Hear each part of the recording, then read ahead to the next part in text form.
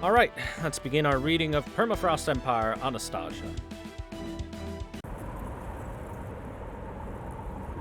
And so, our history came to an end. It's been 90 days since the invasion from space began. In that time, the entire planet has been wiped clean. We've been fighting back for 3 months. 3 long, arduous months. Every single attempt ended in failure. Of course they did. We had all kinds of security measures in place to deal with other countries, but we were completely unprepared for an invasion from outer space. The United States fought hard to the last man, but even so, they only lasted a matter of days. With no other options left to them, all the few remaining humans could do was stand by and stare, dumbfounded at the endless stretch of nothingness. Everyone resigned themselves to the fact that each passing day could well and truly be their last. But not me. I just couldn't let it end like this. So I turned my back on the campsite, walked away like a petulant child, casting a deaf ear to the people offering up their final prayers. Before me, I saw a vast wasteland of endless white. Any trace of humanity had been erased. We no longer had any hope for survival, let alone of turning the tide. Nothing we tried had even the slightest effect.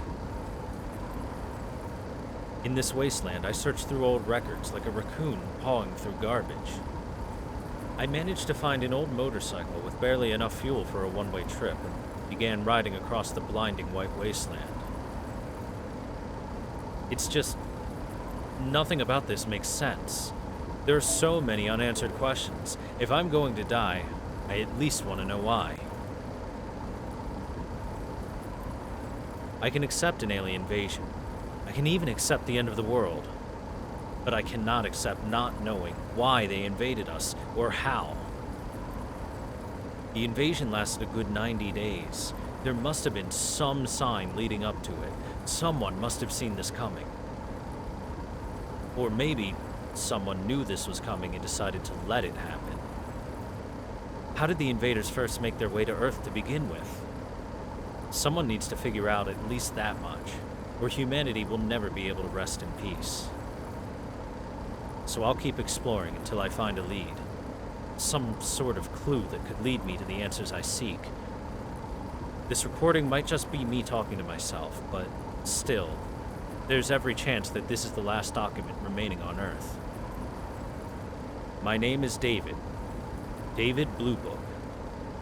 I'm an oddball, setting off on the last trip of his life, searching for answers in a world where I'll be lucky to see tomorrow.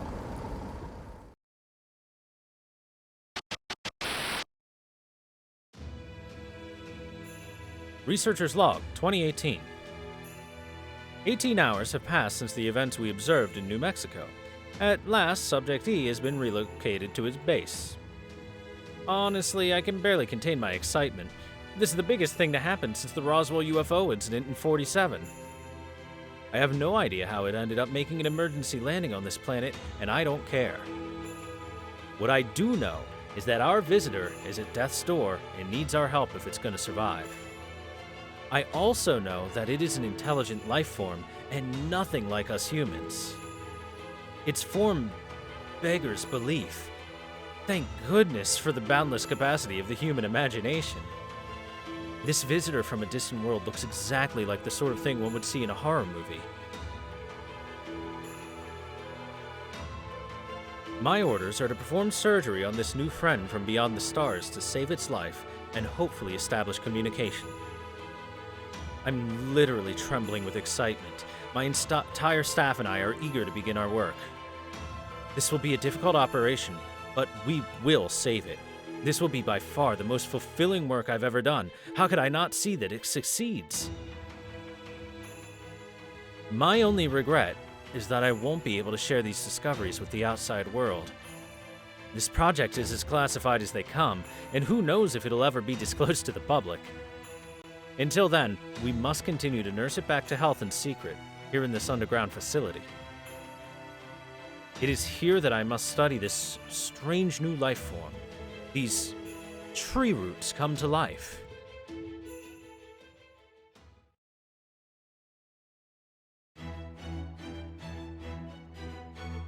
Intro 1.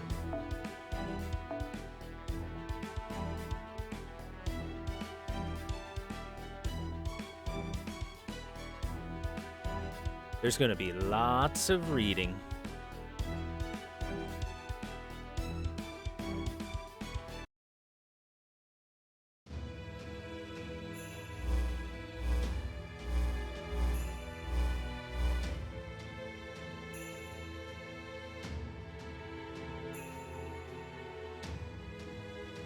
It has been 90 days, 3 full months since the Tree of Emptiness took root. The world has been successfully rewritten with the Lostbelt. The felling theoretical phenomenon is complete. Let us take a moment to celebrate this milestone. None of this would have been possible without each of your devoted efforts. You're giving us way too much credit, Kirstaria. None of us had anything to do or celebrating yet. The foreign god did all the work, invading, rewriting history and the world and all that. All we've done is keep our Lostbelt kings in good spirits. The real work's only just starting, yeah? You don't get it, Beryl. Stabilizing the Lostbelts and growing the tree are one and the same. Lord Kirstaria is telling us to devote ourselves to maintaining our contracts with the Lostbelt servants. Particularly masters like you, who treat this as some kind of game. Oh, easy there, Ophelia. Looks really can kill when you're the one giving them, huh? That aside, Lord Kirstaria, huh? Changed a bit since you've woken up, haven't you? But don't worry, I won't give you too much shit about that. I get why you'd want to cling to someone under the circumstances. Oh, but as long as we're on the subject, let me make something clear here. I've never been more serious in my life. We already died once. You think I don't know better than to treat this like a game? This foreign god person might have resuscitated us this time, but I don't see that happening a second time. So you better believe I want to get things taken care of while I'm still kicking. After all, you can only enjoy stealing and killing while you're alive. Don't you agree, David? Indeed, you cannot experience the sensation that accompanies methodical killing from the confines of the coffin. Happily, our respective regions are quite primitive, so we are afforded plenty of opportunities for that experience now. You said it. They keep coming at us, practically begging us to kill them. Not a lot of time to screw around, eh? I see. I feel sorry for your Lostbelts.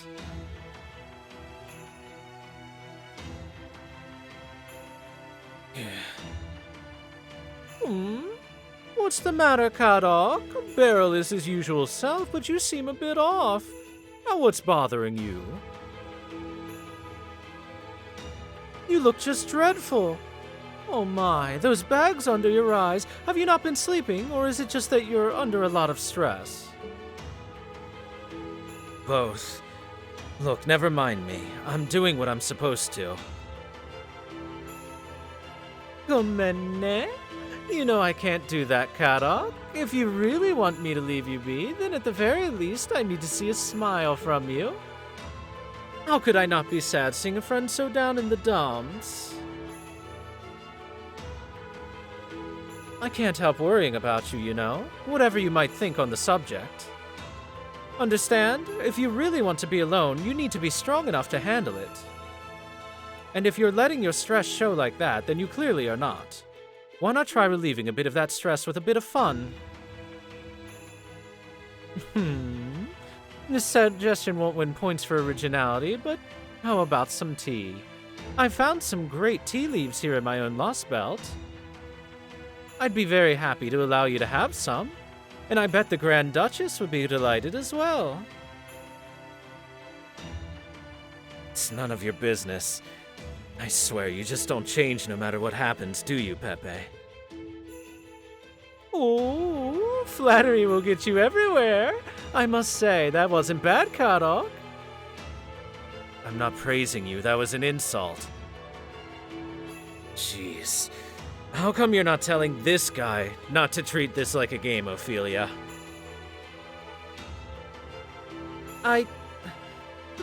Peperoncino's different. He's always like this. Exactly. He doesn't listen to what people tell him. Just think about that weird nickname he picked for himself, huh? He's a dyed-in-the-wool optimist. Or maybe a natural-born outlaw. Either way, you don't want to see him get serious, you know? He'd only ever show his true colors if shit really hit the fan. Like the apocalypse or something. Actually, scratch that. Probably not even then.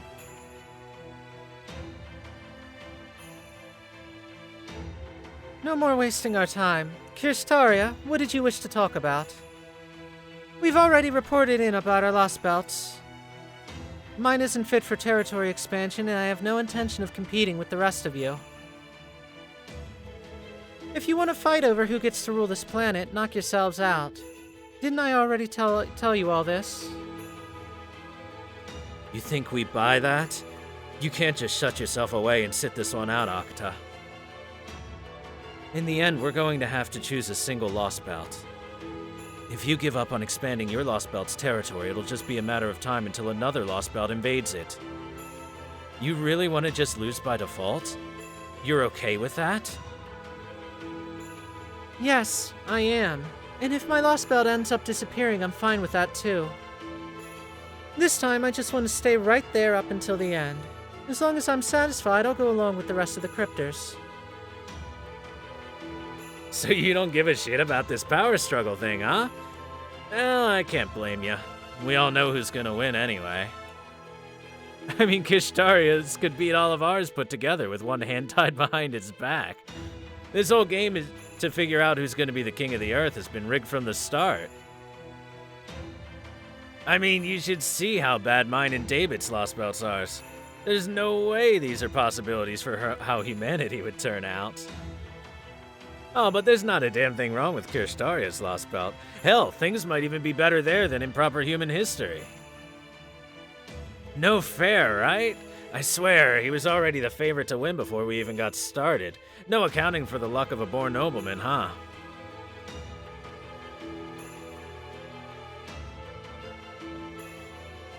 Beryl, hold your tongue! Lord Kirstaria conquered that city entirely on his own merits. Why else do you think he has no fewer than 3 divine spirits? You will hold your tongue as well, Ophelia. Beryl is not incorrect. But... It's all right. It's plain to all that I will emerge the victor. No comments about how I go about claiming my inevitable victory will change that. Now then, hologram or not, I did not call you all here today to go over your Lostbelt's growth. An hour ago, one of my servants foretold the appearance of a spirit origin graph in a round circle.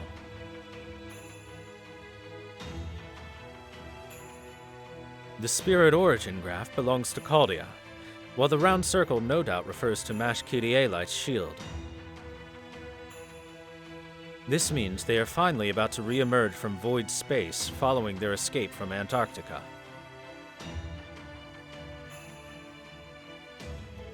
So, they're still alive, even after 3 whole months spent wandering void space. I see. And after Koyanskaya's went to all that trouble to have the Mages Association appoint a new director who should have been easy to manipulate. Perhaps you made the wrong choice, Voldim. My servants could have destroyed the entire base, you know.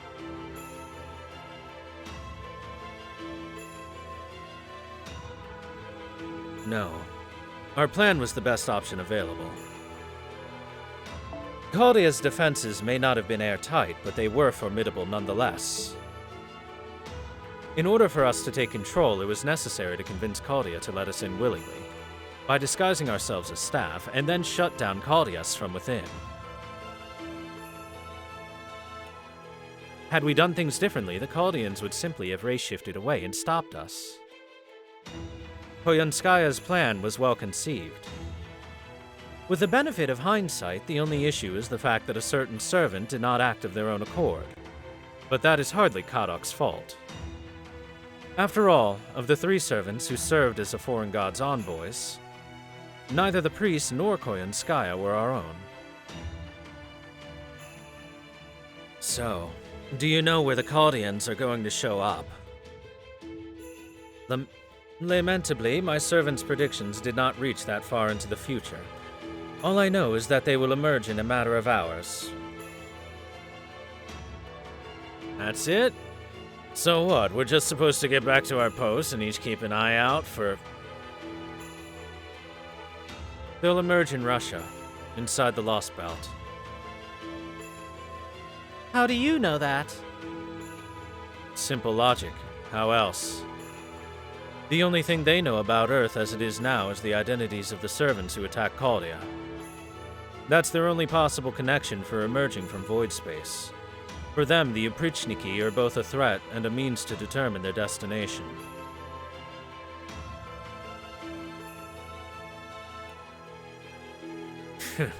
So it all comes down to retribution then, huh?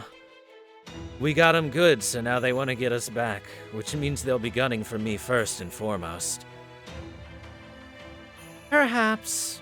Anyway, if they are the kind of people to seek revenge, that'll make them easier to deal with. Out for vengeance, huh? Man, that's rough. I doubt you'll be able to talk your way out of that one. I know. How about I help you out, Kadok? You don't really go in for all that rough and tumble stuff, right? If you want, I could play teacher for you, show you how it's done. Hard pass. Stick to your own Lostbelt. I get enough faux big brother shit from Pepe. Aw, come on. I really am concerned for you, you know? Besides, Pepperoncino's more like our old man than our big bro. But fine. If you're set on doing this yourself, I can respect that. Good luck handling this yourself, Kadok. Go show the Grand Duchess what you're made of. Just don't push yourself too hard, alright? If things start looking dicey, don't be afraid to bail. We're just competing. We're not enemies, but we got no use for a crypter who's lost their Lostbelt. If you just want to live out your life in peace, nobody's gonna stop you. Right, Voldim?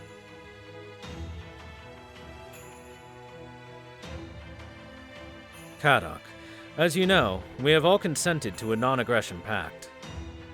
As cryptors, our goal is to expand our respective Lostbelt territories. Eventually, our Lostbelt's borders will clash, and one will inevitably be consumed. Thus will the Lostbelt with the strongest foundation of humanity feed upon the weaker. But it is in that clash, and only in that clash, that a cryptor may interfere with another cryptor's Lostbelt. If Caldia does appear in Russia, then it falls to the king of Russia's Lostbelt to deal with them. Our duty is the reconstruction of humanity within our Lostbelts, to build a world where humans and gods can once more coexist in harmony. Now that the foreign god's invasion has ended, the task of disposing of Caldia is extraneous at best. It is at this stage nothing more than a chore. Still, I suppose I must admit that they do prove a hindrance. They do have a great deal of experience overturning worlds.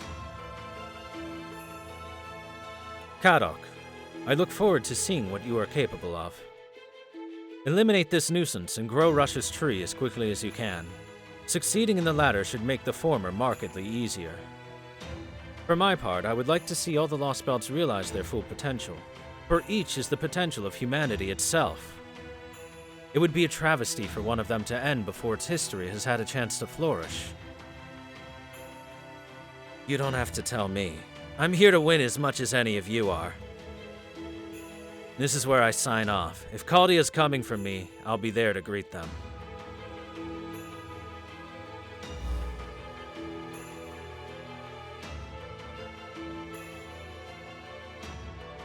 I'm going to head back to the throne as well. My king's thirst for exploration and conquest is insatiable.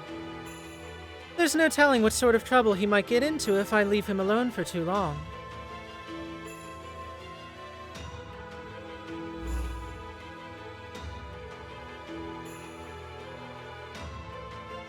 Right then, I'll be off as well. Let me know if Russia sends out an SOS.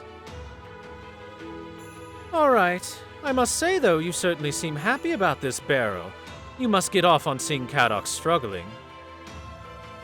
Now, what sort of heartless bastard do you take me for, Pepperoncino? I'm actually worried about him, you know? I was an only child, so I do like to think of him as the little brother I never had. Why would I want to see him die? I just want to be a good big brother and look out for him. Besides, I'm thrilled to hear that is still alive. I haven't been this happy since I first broke into their ICU.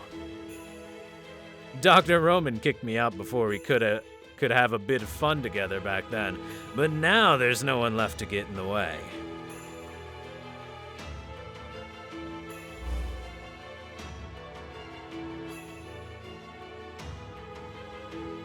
Oh, goodness me. I don't know what we're going to do about him. Anyway, I'd best be signing off too. Something doesn't seem right on my end either. But while you're here, David, there's something I'd like to ask you about regarding my report. What do you think about the cube in my Lostbelt? Well, I have very little information to go on. Do you still want my thoughts? Of course! I would so love to hear your assessment. I think that thing is your Achilles heel. The weakest of weak points for you and your Lostbelt. If Woldheim or I had your Lostbelt, it'd be the first thing we got rid of. But in your particular case, Pepperoncino, I would leave it alone. That's just who you are. I see. Then maybe I'll wait and see how this goes. Although personally, I'd love to cut it out now.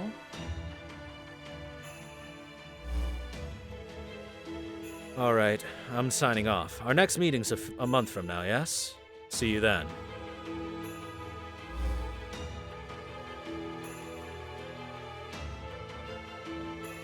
Each of the other cryptors has returned to their posts. Are you sure this is for the best, Lord Krishtaria? Truthfully, I doubt that Kadok is up to the task of maintaining Russia's Lostbelt. The Russian king's spirit origin strength is on par with a divine spirit servant. You may be able to control him, Lord Kishtaria, but there's no way that Kadok can. And if the remnants of Chaldea show up there and start making trouble, there's no telling what might happen to Russia's Lostbelt. Are you worried that Kadok's Lostbelt may be destroyed before it can become food for the others, Ophelia? No, it's not that. It's just the way he was behaving left me with a bad feeling. And there are times when he prioritizes the Grand Duchess's wishes over our own objectives. So then, his rather ordinary nature has backfired. Very well, you do have a point. Cainus, it is time to make use of your sea-crossing authority. You will head for Russia and observe Kadok's actions. If he has indeed turned his back on our mission, you will see to his punishment.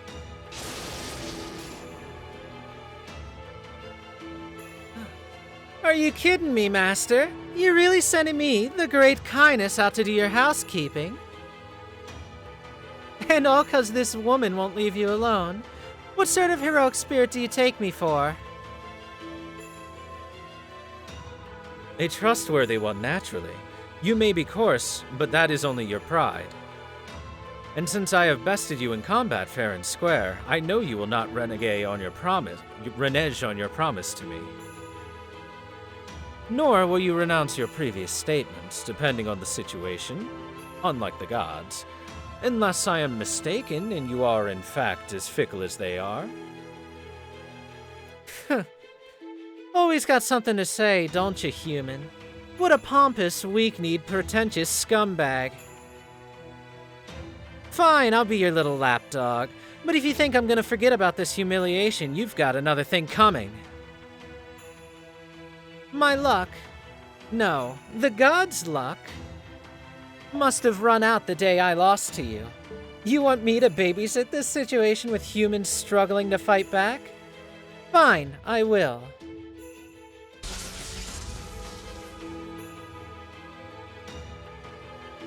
I can't believe you're using kindness. A divine spirit is nothing more than an envoy. Are you sure about sending kindness away like this, Lord Kishtaria? Isn't he, she, your bodyguard? It is of no consequence. This is why I made a contract with Kindness in the first place. I trust him to be my eyes. From here on, I will be having him monitor the continent. I will also have him stop by your Lostbelt as well. I advise you to take caution when he does. As you know, he's not overly fond of women like yourself. If you offend him, he may just end up erasing your Lostbelt, king and all. I'm not so sure about that. My Lostbelt's king is certainly a deal more subdued than Russia's, yes. However, her power is easily a match for a divine spirit's. On top of that, I have the strongest knight ever to live in my charge. I can't imagine either of them having anything to fear, even from the divine spirit Kindness. I see. Then I suppose I need say nothing more. The fate of your Lostbelt will have an impact on mine as well. If possible, I would prefer that our respective Lostbelts be the last two remaining in our competition.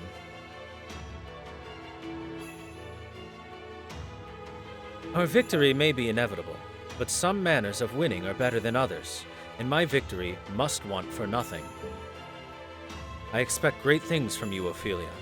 I need as many capable compatriots as possible. Yes. Yes, Lord Kishtaria. I promise. I won't let you down.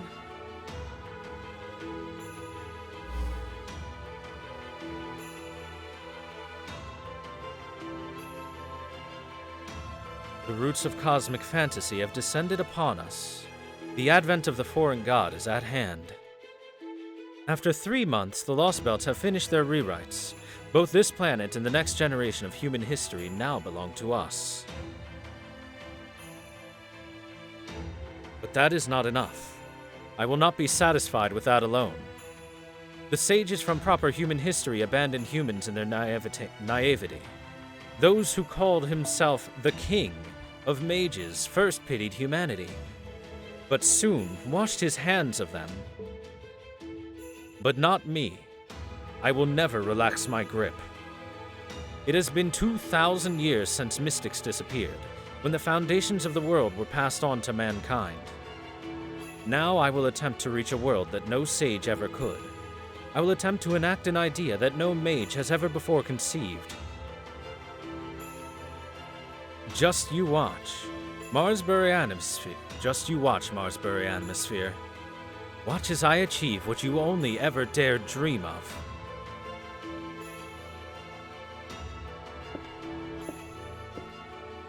And he walks away because he's actually there.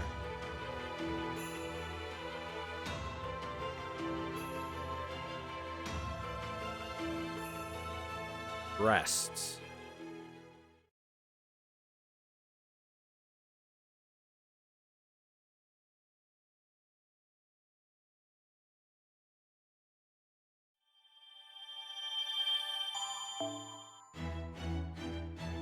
Section 1, Empire of Beasts. You thought we were about to get to battles? Infinite reading. Behold, my noble phantasm, unlimited dialogue works.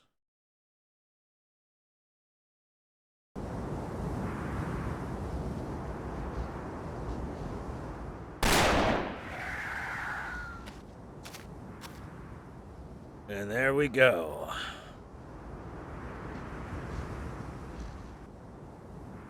Damn, really getting bad out here. but I can still smell 3 of them. If I don't take them out now, I'll starve to death this winter for sure. Guess I'll just have to hang in there a little longer.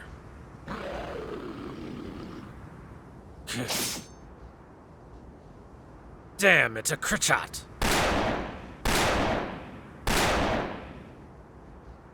Damn it, you little... Die! Die! Go to hell!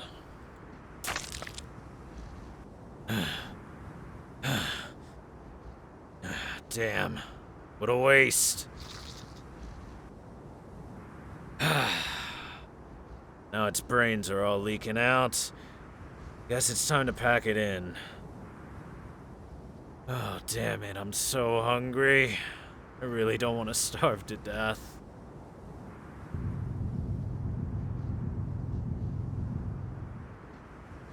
Whoa. Was that an earthquake? Was that one of those big guys? If it was, I guess I won't have to worry about starving to death. Damn it, it's so cold. It's never this cold. I can't tell if the Oprichniki are listening or not, as usual. It looks like it's gonna be an especially harsh winter. On a different note, what the hell's up with that tree? Almost looks like a giant tower.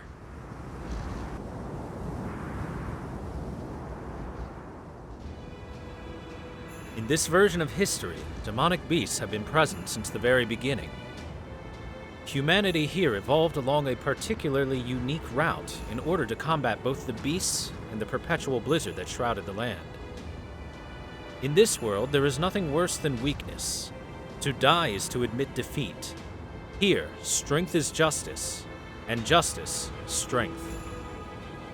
It is a world of permafrost, where the notion of might makes right has been taken to its logical conclusion.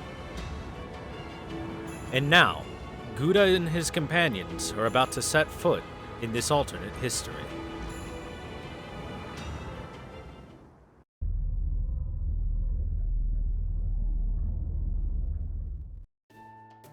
Oh? Oh! Morning, foe. Whoa, foe.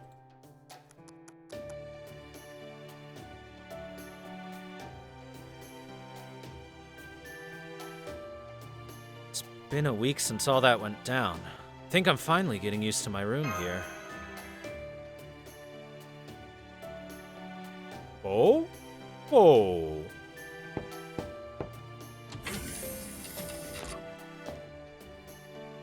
Good morning, Senpai. Are you awake?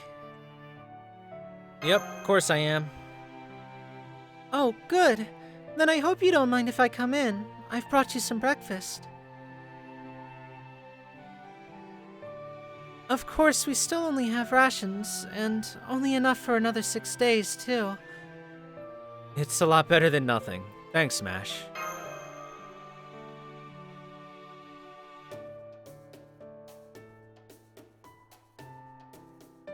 We are still continuing our zero sale.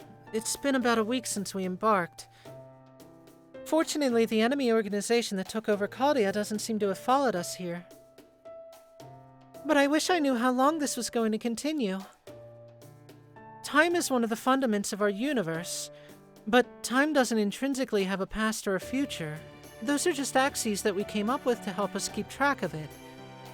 As long as time goes on, a little shake-up before or after won't make any difference. But here in void space, time doesn't go on. We won't suffer the effects of age as long as we stay here, but we also won't know what will happen once we emerge into normal space. We might return at exactly the instant we left, or we might find that we've been gone for hundreds of years.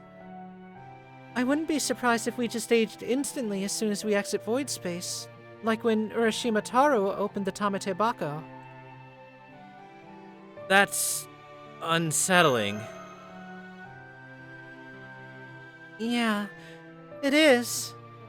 Still, Da Vinci says that she's been working on correcting the disparity between us and the outside so that won't happen. Maybe it would be best if you talk to her yourself, Senpai. Why don't we head to the cockpit? Oh, foe!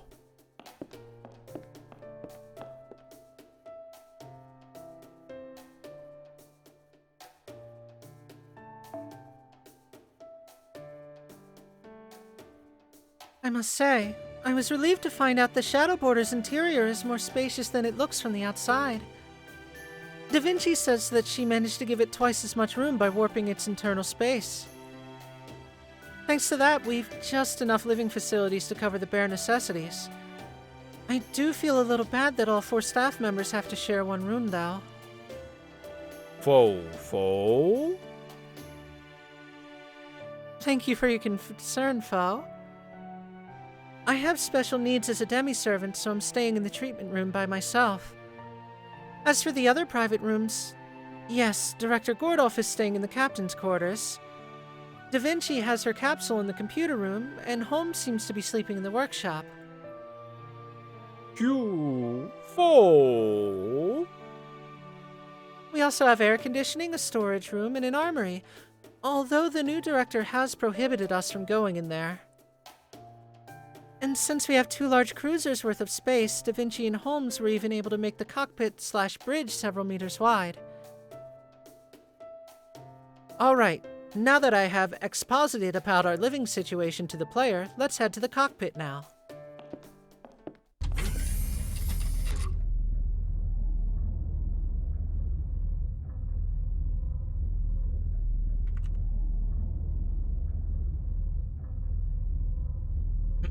Gordolf voice time. Enough of this nonsense, you flimsy excuse for a detective. Why do you insist on keeping us here? We must be in a safe zone by now. It is, as I have said, a more difficult question than you seem to realize. We must first discuss how we might even define a safe zone. For example, can we say that we are safe here in void space thanks to a lack of enemies in our vicinity? I am afraid the answer is a resounding no. For that matter, there are no enemies to be found in void space. Consequently, we need not concern ourselves with attempts at pursuit. No, what we must concern ourselves with is a threat far greater, one that quite literally surrounds us. In other words, my good music, the question is not one of when we should emerge, but of how. You mean to tell me it's not even possible for us to leave? How can you be so blasé about such a nightmarish prospect? It looks like Holmes and the new director are getting along nicely, Senpai. I'm almost sorry to interrupt them. Good morning, everyone. Buddha and Mash Kyrie Light, reporting in for the latest status update. Morning. Good morning, you two. Have you already had breakfast? Yes, thank you. I had an Italian cuisine ration myself, and Senpai is just about to have his. Oh ho! So you lower-level employees are stuck with rations, eh? How sad. I had a plate of warm French toast and tea with extra milk myself. It is of course important to my role as captain. The captain needs a lot of calories to have enough energy to keep the crew together. I swear, who do you think you are, hogging all the halfway decent non-perishables for yourself? Nothing wrong with that. The quality of one's diet is a pronounced effect on one's mental estate, after all. Those who are unwilling to endure discomfort should make every effort to eat well on a daily basis. Besides, a hot cup of tea is a small price to pay if it helps eliminate the greatest source of disorder in our little community. Don't you agree, Mr. Mounier? Well, I can't argue with that. Especially when the guy who's less willing to deal with discomfort than anyone is actually managing it. You mean me? Oh, not to worry. I still have a store of my own little remedy to fall back on. Opium, it's opium, chat. If the time ever comes where I truly need to calm my nerves, it should do the trick nicely. Why, I can keep going like this for a month. Oh. Oh, never mind how strong your willpower is. You still haven't answered my question, Holmes. You just told me it isn't that you refuse to emerge, but that we can't emerge. What did you mean by that? And remember, I have appointed you Caldia's new administrative advisor. How about you show a little gratitude for the appointment? Now tell me exactly what is going on. I'm not normally particularly concerned with titles, but I must say, being an administrative advisor has been a novel experience. To be honest, I'm rather excited to be exercising my own untapped talents to meet this job's demands. How did that end up happening? Does Director Gordolf have a death wish or something? Well, he's already got Da Vinci serving as his technical advisor, right? He probably just appointed Holmes to administrative stuff because he doesn't have any other managers to help him right now. I can hear you, you know. Now come on, Holmes, out with it. Are we going to survive or aren't we? I'm afraid survive is too broad a term for me to provide a satisfactory answer. But I can at least outline the possible results of our emergence. Strictly speaking, it's not that we cannot emerge. Rather, we have nowhere to emerge to. At the present moment, we are voyaging across the void space, a world existing on a negative vector, to put it another way. So, in order to return to reality, we need a connection to it. An anchor, if you will. Fortunately, anything should be able to serve as an anchor so long as it exists in reality. So as long as someone here has such a connection, we should be able to escape from this void space. However, we are unable to do so at this time, which of course means the world itself has been utterly wiped clean. That's ridiculous. What do you mean wiped clean? That there's nothing left anywhere? I'm certainly unwilling to admit that it was terrifying seeing those, meteoroids. I suppose they were falling to Earth while we were in Antarctica. Given their size, the impacts must have been absolutely devastating. No doubt the destruction has many times worse than the Tunguska event, and terrible as that may be, there's simply no way that could have been a cataclysm capable of wiping every nation off the face of the Earth.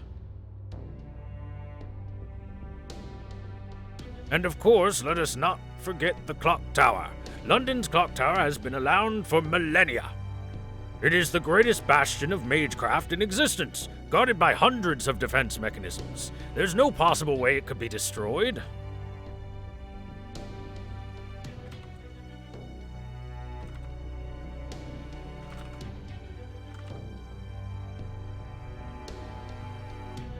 I guess no one ever told him about the Mist City.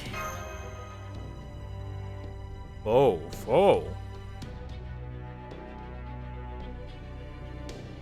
With all due respect, Gordolf, I'm afraid that the Mages Association in London has been destroyed as well. Every single nation has been destroyed. With the exception of those of us here, the entirety of humanity has been wiped from existence. Or at least so Kishtaria Voldim believes. Otherwise, he would never have made that proclamation. That's impossible. The world could not possibly be destroyed so easily. It couldn't possibly. Right? You all agree, do you not? Why are you looking so glum? Stop that! Gouda! You may be a little cheeky bastard, but I can tell you have sensibilities much more in line with my own. Go on then, you tell them. Tell them Holmes is making this all up, or wrong, or something. This isn't the first time this sort of thing has happened. Gordolf, you need to face the facts. Don't tell me you're serious about this too. Aren't you like me? Oh. It can't be. Then there really is nothing at all left on Earth. Not even my beloved Hawaii? Or the Monaco Grand Prix? Or the racetrack I always dreamed of visiting one day, the Suzuka Circuit? This is terrible. But then again, this could be our chance to create a brand new organization for Magecraft from scratch. What do you all think? When life gives you lemons, right? And how would we do that when all the rest of humanity's been wiped out? But hey, if you want to make an association of one, go nuts, old man.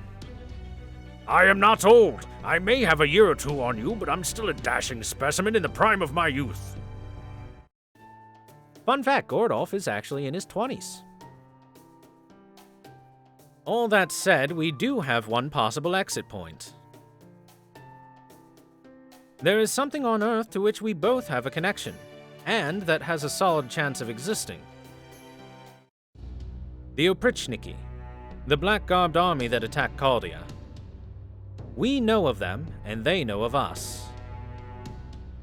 And that makes an almost complete connection between our two groups. If we were to emerge now, we would most likely do so wherever they currently are.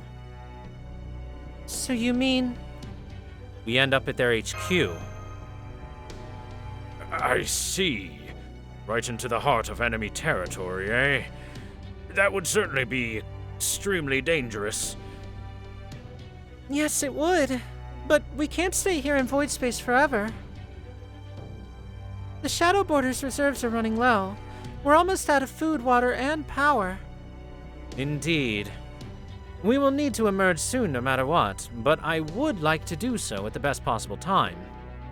Fortunately, we have the Paper Moon, a compass capable of measuring standard space and void space simultaneously.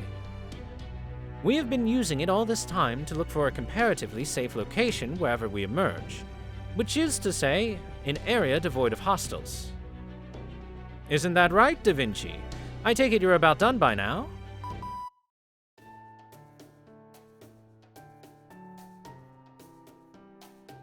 Good morning, everyone. It's me, Da Vinci.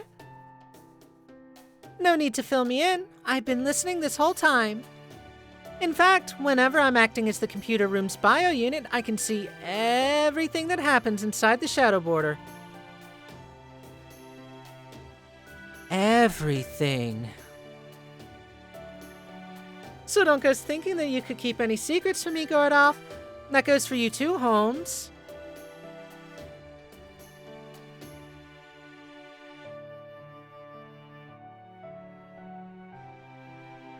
Now then, I've already got my eye on an area crawling with Oprichniki.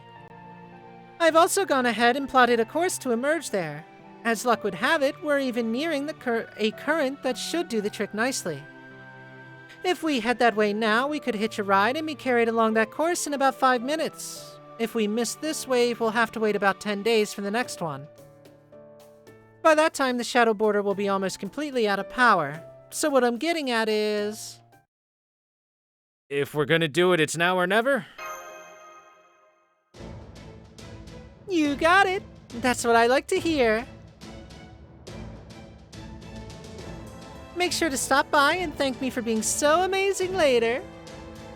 Incidentally, according to the Paper Moon, this wave will bring us back to standard space approximately 90 days after we left. So that means we'll be emerging around early April in the year 2020. Man, we really lucked out. One wrong move and we could have ended up on a wave that would have taken us there 100 years later. If we'd emerged into standard space then, it'd probably be way too late to do anything. Slow down now. You mean a few days difference can affect our exit time that much? Is that normal for zero-sail travel? If we emerged 100 years later, the music residence would be no more than a ruin. You can't do that. That's my house. Notice how much quicker he is to grasp stuff when it affects him directly. Try to remember that everything on Earth has already been destroyed. Now then, it seems we are faced with a decision. The perfect wave on which we can ride to re-enter reality is nearly upon us. Are you all prepared to take it? There's no telling what the world will look like when we get there. All we can say for certain at this point is that we will be emerging at the Oprichniki's home turf. We are very likely to be attacked the moment we appear. Even so, we'll just have to take that chance. What are you, some sort of adventure-crazed nut?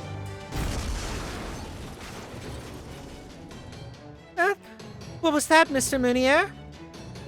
I don't know, we collided with something and now the left screw is shut down. We've found the void space's border wall. The collision has damaged our armor. Part of the logic formula is missing. What did you say? The armor's been damaged? Why did you impoverished fools use such cheap materials? If I still had my fortune, money would have been no object. He must have spent all his money acquiring Caldia.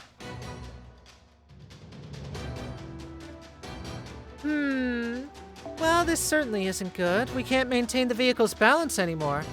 Looks like this is it for our maiden zero sail. At least we should still be able to raise the bow and re-enter standard space.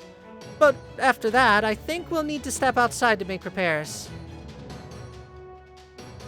Holmes? Quite so. Given the circumstances, our hands are tied. This is indeed the end of our maiden zero sail.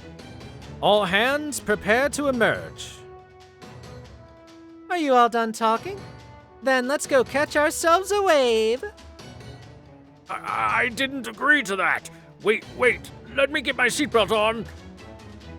All hands, take your seats. You are not to get incapacitated under any circumstances. That goes for you too, Gouda. As long as you're strapped in, you won't suffer any serious injuries. Trust me, I speak from experience. Activating Paper Moon. Initiating Planet Navigational Chart ± Convergence. Commencing Shadow Border's docking sequence into Reality Boundary. Firing Existence Verification Tether into Reality Space. Oprichniki Anchor Point confirmed. What's going to happen? Nobody knows. Nobody can even guess. So we must be prepared for anything. The only way we will learn what awaits us when we emerge is to see it for ourselves. Emerging from void space. 30 seconds until arrival in reality space. Zero sail complete. Emerging into reality space.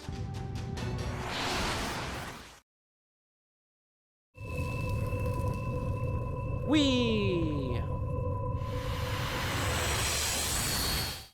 Budget.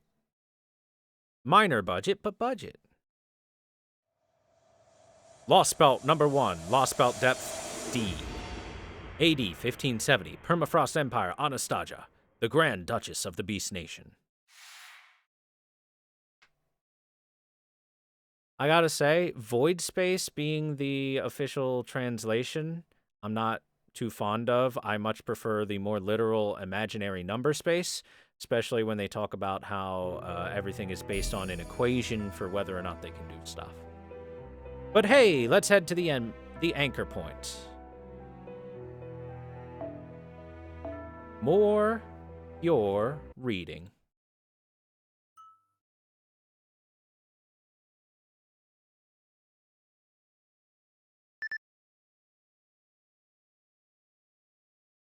Reality space anchor attached. Reality verification complete. Establishing Shadow Border's existence. Zero sail return successful. I say, I'm alive! I'm alive! My limbs have never felt so solid. It's like I've gained several kilograms since we were in void space.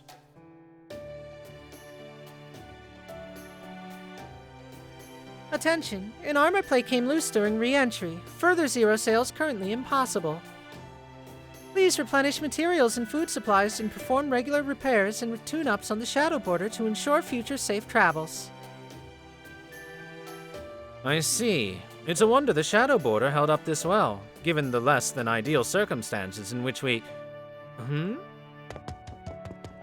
We did it! We're back on Earth! We can go outside! Oh, fresh air at last! I know. I wonder what it's like outside now. We're not bobbing around, so we're probably on land. Quit shoving, I know how you feel, but I can't unlock the door until you settle down. Let's see, first release this bolt. Well now, I suppose I ought to have expected this. Who wouldn't be curious about the state of the world now, given the circumstances? It is, after all, our home. We have fought so hard to protect it. The miracle of our return is from such a perilous voyage no doubt pales in comparison. Indeed, I would expect nothing less from Caldea's staff. Though I must say it's a tad too dazzling for me to view directly.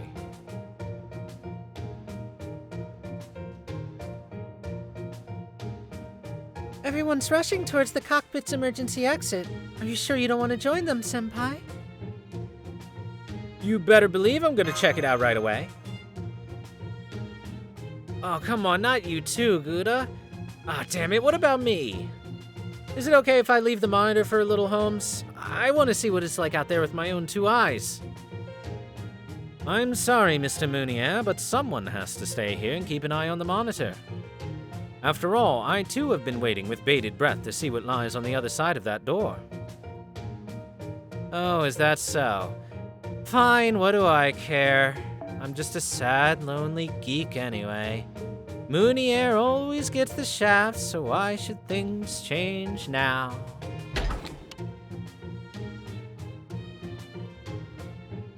The emergency exit is opening. Senpai, we're finally going to have some natural light. Light.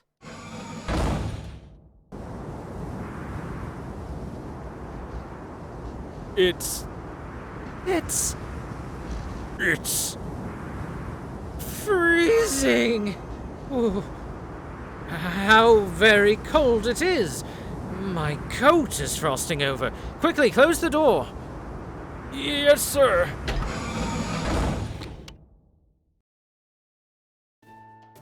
Oh, I thought I was done for. But that snowfield we saw for a brief moment. Man, that was a close one. Good thing I cranked up the heat. Is everyone okay? You should know better than to just open the door the moment we stop in some strange part of the world. I trust you've all learned your lessons, yeah? No more going outside after a zero sail until we finish checking the conditions around the anchor point. Failing to follow that protocol could be hazardous for your health. Now, are you all ready to hear my report? Yes, I'm terribly sorry for acting carelessly. So, what's going on with that blizzard?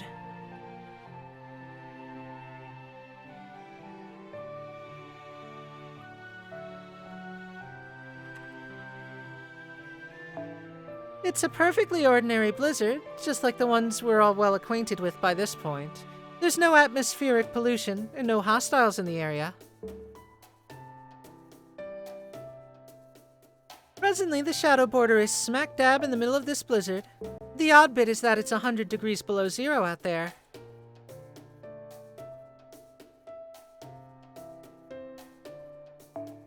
So, if you plan to go outside and want to live more than a couple minutes, you're gonna need some serious cold protection. And if that wasn't enough, take a look at this footage.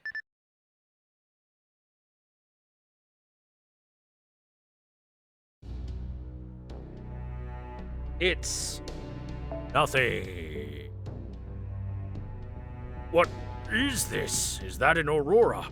And a storm. It looks like a massive supercell. Grr. Just how am I supposed to figure out the scale here with no frame of reference? It does look like it's rather big, but... Oh, it's big, all right. Ready to have your minds blown? That storm is literally endless. It covers every inch of Russia, like a wall around the entire world. And the aurora blocks all kinds of electromagnetic waves, so it's completely impossible to break through. I can tell some of you want to write it off as just a storm, but you really shouldn't. This storm could tear steel apart, level entire cities, even destroy the world as we know it. It's no wonder people thought of it as a god during the Age of Gods. Remember, storms are the single most powerful source of naturally produced energy on the planet. And one this massive is bound to be raging around with all the energy of a nuclear bomb. It stretches as far as the eye can see. Humanity has yet to invent anything in the way of a vehicle capable of breaking through a storm like this. Nothing could get through this storm. No weapon, no vehicle, nothing.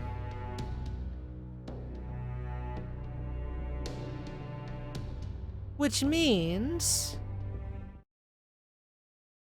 that even once we get the Shadow Border up and running, we won't be able to leave this place. In short, we are trapped in a world about which we know nothing. We have invaded Russia in the winter. Now, Gordolf, at least we're no longer in any immediate danger. For that matter, the Zero Sail was incredibly dangerous in its own right, since it inverted our very existence into the negative zone. I believe it would benefit our chances of survival tremendously if we were to regroup here.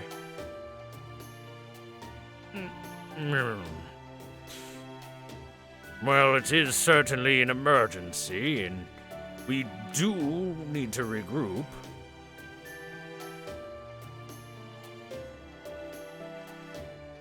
Da Vinci, does the Shadow Border possess the ability to camouflage itself? of course it does. This vessel's designed to handle the void. It's got tons of features. In fact, it has optical and conceptual camouflage. It messes with all the observer's perceptions and senses. Then for the moment, we needn't worry about danger finding us from the outside. That, of course, does not account for possible problems from the inside. Why do we only have one blanket per person? And why are you being so stingy with the heat? Don't you realize it's getting colder in here by the minute? Do you want us to freeze to death?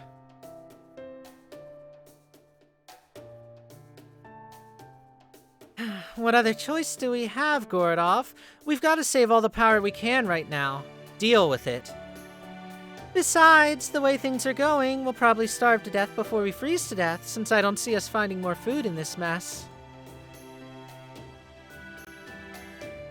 Well, if it comes to that, I bet the new director outlives us all. Oh, so you can tell how resilient I am, eh? Flattery will get you nowhere, young man. Still, I command your keen eye. Indeed, I am Music the Phoenix. I will take more than a little hunger to bring me down. I am possessed of an indomitable fighting spirit, overwhelmingly brave, and tenacity for days. With such qualities at my command, I too have no doubt that I would survive the longest of anyone here. I believe that Senpai was alluding to your excess, energy reserves. Indeed, food is but one of several problems we face. Let us take stock of our current situation. I've got reading on the temperature out there. It's exactly what Technical Advisor Da Vinci said it was, 100 degrees below zero. No human being could possibly survive in this, and as for our position, it looks like we're somewhere in Russia. Russia?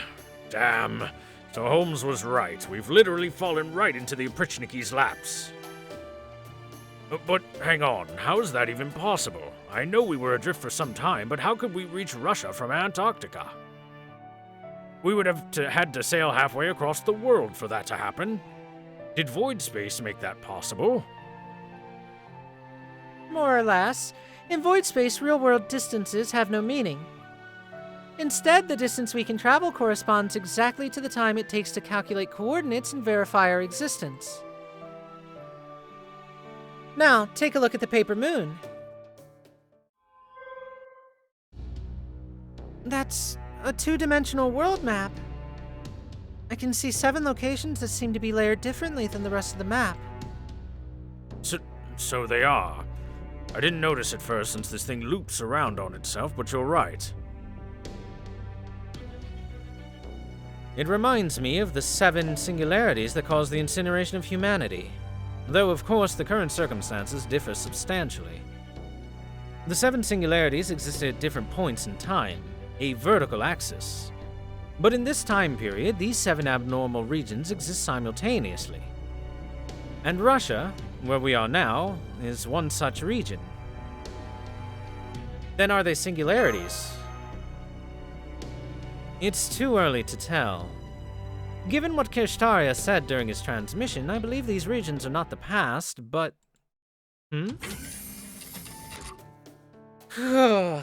It's so cold out there, but I finished looking over the shadow border. Nice work. You must have been freezing, even in just a few short minutes you were out there. So, how's my baby holding up? Well, frankly, it won't be possible to make repairs. For starters, we don't have a logic formula to let us withstand void space, nor do we have the armor plating we would need to carve the formula into.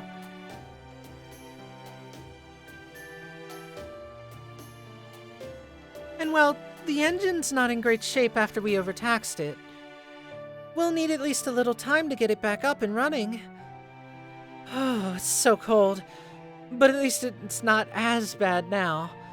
It should warm up a little once it gets to midday. As long as we avoid working at night, we should be able to get by with just our snowsuits. Glad to hear it. Make sure you grab a hot shower before you catch a cold or anything. This is the one time you'll get to rest up as much as you want. In fact, maybe you'd prefer a hot bath. No, thank you. A hot towel will do. We really have to conserve electricity now, after all. And also, Da Vinci is watching. Good. Let us take matters one problem at a time. At the moment, our most pressing concern is this singularity-esque location. I trust our new director has no issue with us investigating this land and correcting the problem. New director? No, not at all. As a devoted magecraft practitioner myself, I cannot turn a blind eye to this matter. If there is a singularity to be corrected, we must do so simply as a matter of course.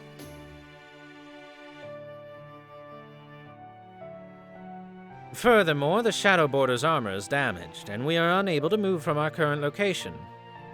In which case, one of us must venture out and find someone with whom we can barter or negotiate, and arrange for a suitable replacement for our missing armor plate. And of course, fix the singularity while they're at it. Ooh, I've got this. I see you are quite eager to help, Mr. Gouda. Perhaps even recklessly so, but for the moment I will spare you the lecture.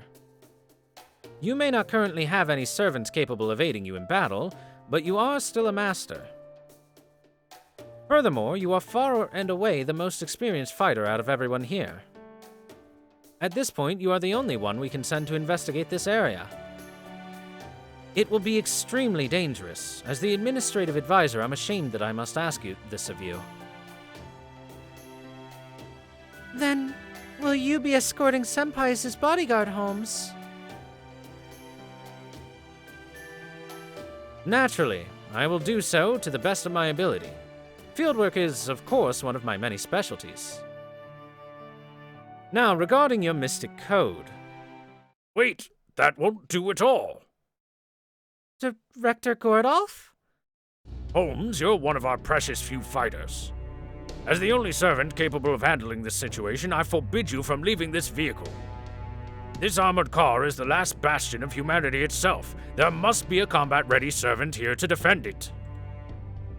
You ought to stay here and do exactly that, Holmes. Understand? This is a direct order from your commander. Oh? If it's just a servant you need, there's another one right here, you know. Or have you already forgotten about me and my genius? You are not a real servant. You're just an imitation who's lost any combat ability you may have once had. Holmes is the only real fighter we have, and we can't afford to send him out into a dangerous area we still know nothing about. Gordoff, you take that back right now. Lolly Vinci is amazing.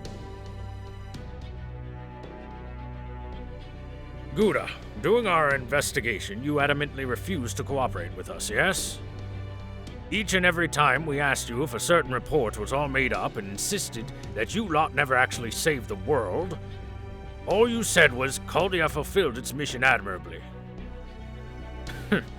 Not bad for a youngster like yourself. Indeed, I commend your attitude.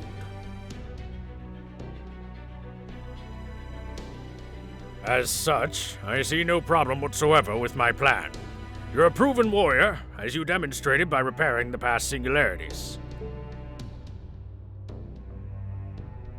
What sort of director would I be if I didn't trust a proven master? A poor excuse for one, that's what. And so, I am placing my implicit trust in you. So listen up. You are to go on this expedition alone. The rest of us will relay instructions to you from this operations room.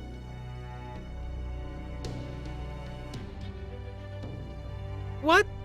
You can make Senpai handle this alone. Does that mean you are withdrawing the testimony you provided to the inquiry board? Were your claims that Caldia had not been sitting around merely twiddling its thumbs for the last year no more than lies? No. I'll go. Of course I'll go. Indeed, both Mr. Gouda and the new director are correct. The Shadow Border's destruction would mean the end of humanity itself. It is indeed important that we investigate this area, but we must concentrate the bulk of our efforts on keeping the Shadow Border and the Paper Moon safe.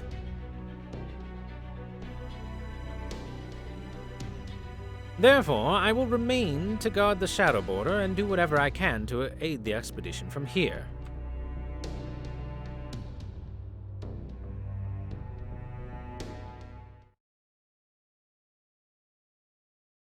All that said, the fact remains that it would also be reckless to send Mr. Gouda out on his own.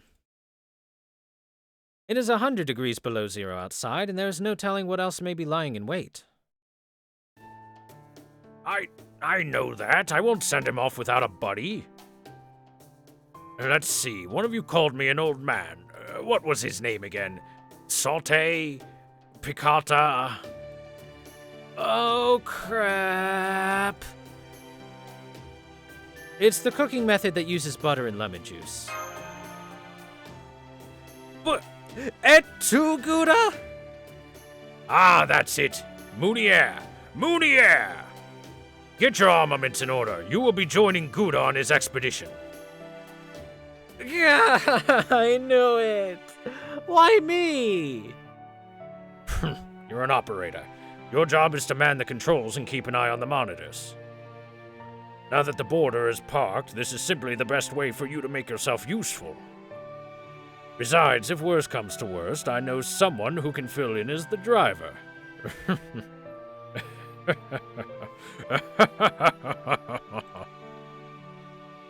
I mean, you're not wrong, but... damn it, I guess I've got no choice. Wait. I'll go with Senpai. I believe that would be the best possible option. For one thing, I have even fewer ways to be useful here than Mr. Mounier does. And I can also fight for brief periods, just like I did at Caldia. I guess that's true, but I don't know, Mash. I'm afraid that is a course of action I cannot support. What about you, Da Vinci?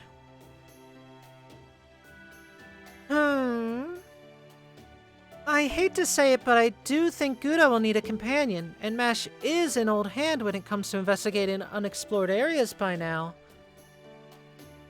As long as she agrees not to engage in combat as a servant unless absolutely necessary and to focus solely on providing support, she's the best partner Gouda could ask for.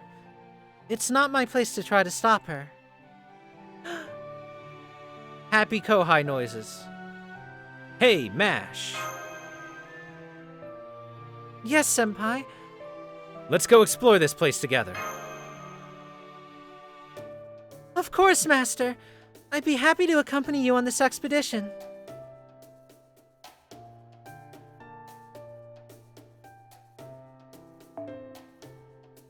Good, good. Fortunately, I expected something like this might happen one day, so I suppose this is as good a time as any to show you the mystic code I made for exploring polar regions. Here you go, Gouda. Oh, and Mash, here's a snowsuit I made just for you. If you happen to be a female unit, Gouda, it has a miniskirt. Excellent. Then be off with you. And whatever you do, do not throw your lives away. Understand? If you must die, make sure you find a valuable lead before you do so. Seriously? You really need to work on your goodbyes. Hmm? What's wrong with that? I thought it was quite the encouraging speech. Wow, you are serious. You're a noble through and through, aren't you? I'm amazed you managed to survive this long without dying in solitude. Did you just luck out and get a really good mate or something? I'll have you know I have never experienced solitude once in all my life. My tutor, Tool 4, was so strict she could barely leave me alone. What an impudent little familiar. If only you acted as cute as you look.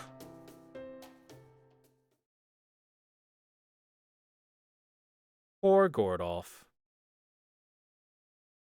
Thank you, Dr. Ali69 and Benny the Rapidash for follows during reading.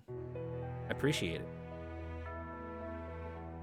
Hey, chat, after about 2 hours of reading, we finally get to a battle. Hey, chat, Mash is in her summer best and ready to fight.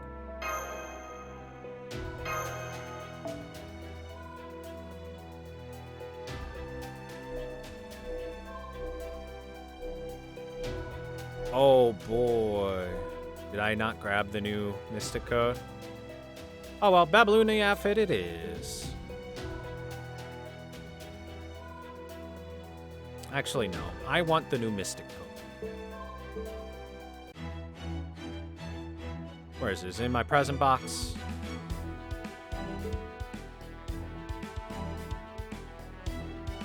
Huh.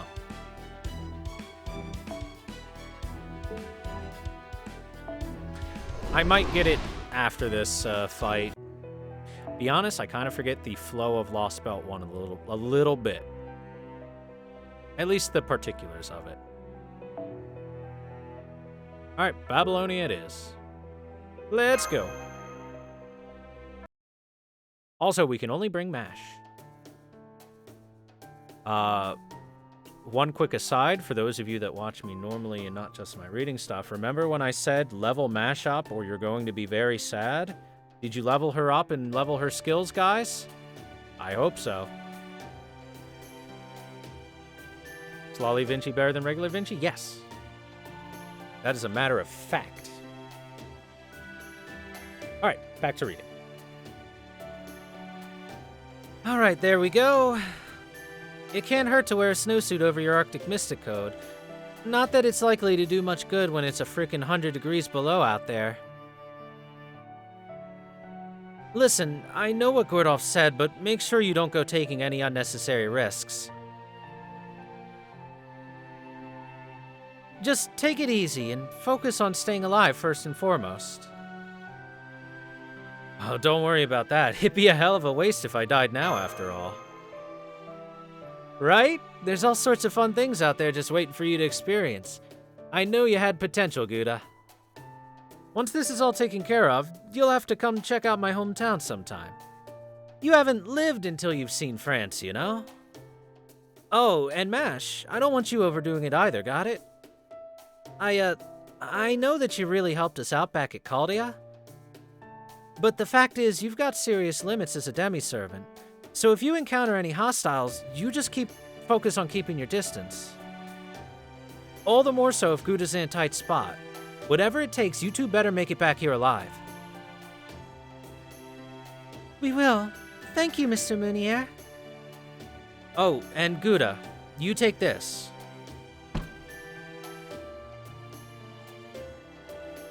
This is... Listen up. We're going to investigate the surrounding area first. Once we find something of interest, we'll let you know and tell you where to go. If you can manage to secure a ley line, you should be able to summon servants again. As for power, you'll just have to make do somehow. Maybe take advantage of a natural phenomenon. A natural phenomenon? I bet Da Vinci and Holmes will figure something out. You're the ones who took care of all those singularities. I don't have to tell you what an accomplishment that is. You've met at least one or two servants who are crazy enough to answer a summon, no matter the circumstances. So as long as you can get the bare minimum of energy into that spirit origin graph, you ought to be able to summon at least one servant. You probably won't be able to get a really strong one, though. Our magical energy supply here doesn't hold a candle to Caldius. But even so, any heroic spirit you can get to help you would be a godsend at this point. So do what you gotta do to make that happen. Got it.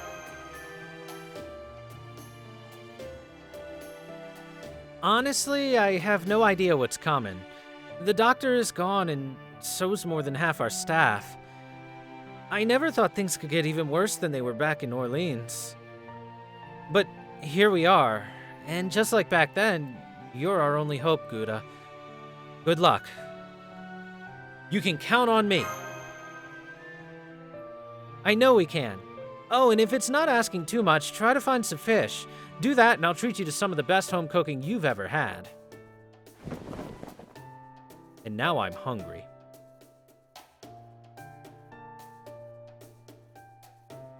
I'm all set too, Master. Let's go. Mash gets a parka. If you are female Gouda, you are Goudako, you get a skirt. But it's a really warm skirt. Man, what a blizzard. Oh. Foe, are you going to be okay in this cold? It's fine. He'll probably be fine. Oh, Foe. Testing, testing. Hello, can you guys hear me? You can? Great, looks like we've got comms working. Not sure what kind of range we'll be getting in this storm, though. Now then, the first order of business will be to look for a ley line. Here's what I'm thinking. Start by heading north, then turn east. If you still haven't found a ley line after a while, you can continue west. Once that's done, come back to the shadow border before you check out the south. What do you think of that? Any thoughts to share? Am I doing a better job than, me? No objections here. You're the same dependable Da Vinci as you always were. Great. I'm glad to hear that. Alright, I'll be checking back in every 5 minutes, so if you stop hearing from me, that's your cue to turn around and head back. Got that, you two? Got it. Understood, Da Vinci. Oh, and allow me to be clear about one thing. If you encounter any locals, leave the negotiations to us. Even over comms, I can cast a simple charm spell to win over any ordinary person you run into.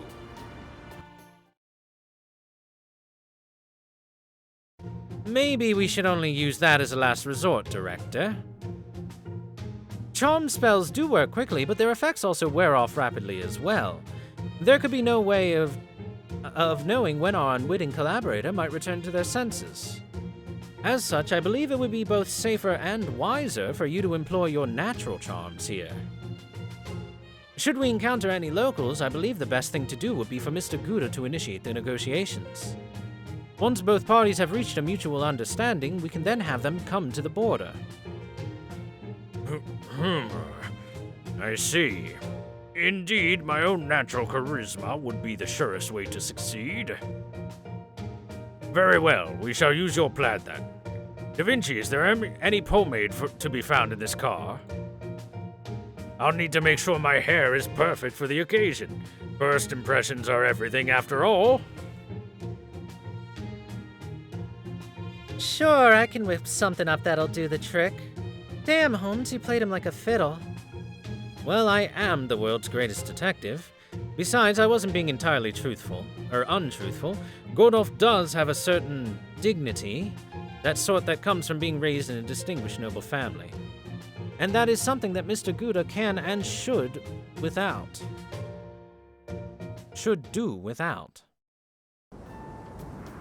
Oh. Okay, Master, let's start heading north.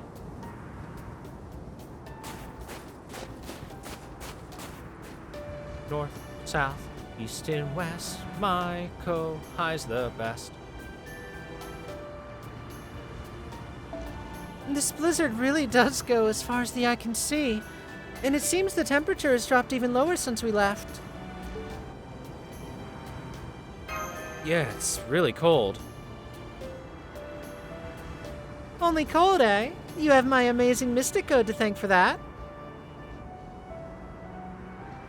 The temperatures you're experiencing right now can freeze hot water or turn a banana hard enough to use as a hammer.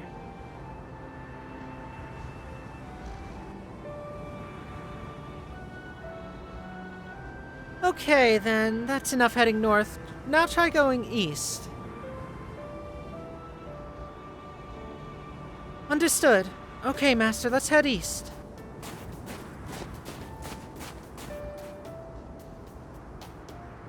Master, take a look at that. At what exactly? All I can see is snow.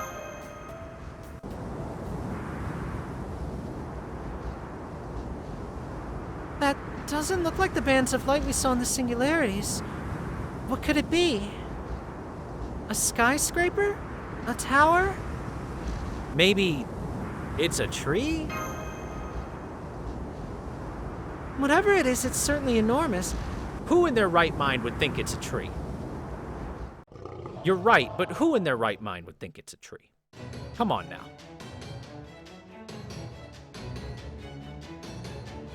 What was that noise? Da Vinci!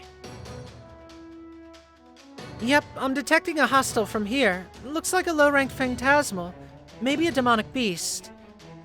Just one of them, but it's headed your way from the east, and it looks to be spoiling for a fight. Got it. Let's get out of here, Mash. Yes, Master, let's head south. Oh! What was that roar? I'm picking up new hostiles at Gouda's 12 and 9 o'clock. And another one at his 6. They're surrounded. Oh god, now there's 6 more. That cry earlier must have signaled others. They just keep coming. So, they know to surround their prey. These creatures would appear to understand how to hunt. Which means there is an established ecosystem, even in this frigid world. But that is a matter for later. Mr. Gouda, Da Vinci, I'm sorry to ask you to break the rules right off the bat. Ms. Kyrielite, I trust you know what to do. Make your way through the demonic beast to the south and return here at once. Wait, what's going to happen if you lead a huge pack of demonic beasts here? Remember, the Shadow Border is the very last bastion of humanity.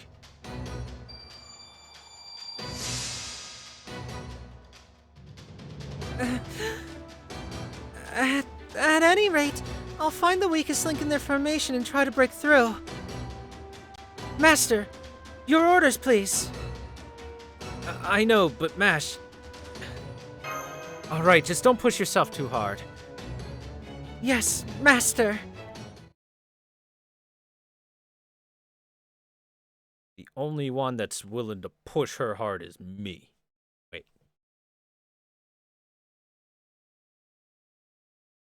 No, Evil Bit. You see, Mash has an actual full physical human body, so a mana transfer wouldn't recover her. マッシュキリエライト、夏を楽しみます。 Mash プールサイド Kirie を走りません。 Time for fun summer times with Mash Kirie Light.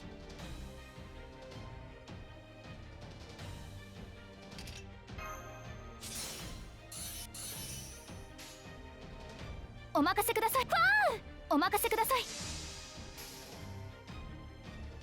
ビーチアタック。バカンスですので。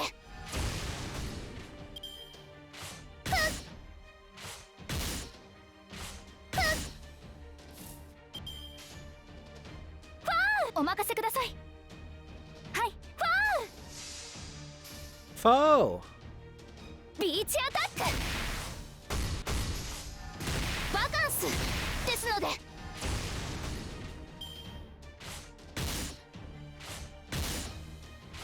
So wrong, I think you mean so right. UV カットセット。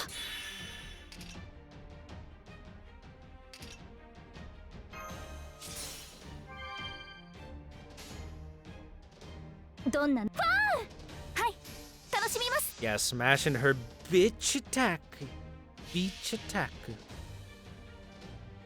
それはすべての傷、すべての怨恨を癒す我らが故郷。権限せよロードキャメロット。それバカンスですので。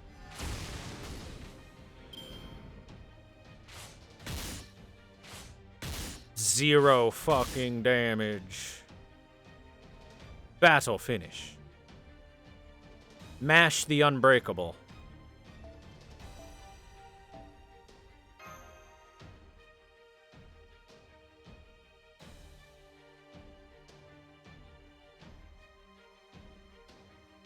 Well, that's because Tamamovich isn't going to be released until she is revealed as a Beast of Calamity and you fight her.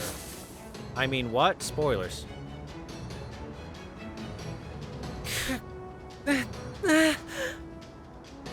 Thanks, Smash. Now let's get out of here. Come on, follow me. Yes, Master. We need to make our escape while we can. Ah! Masha!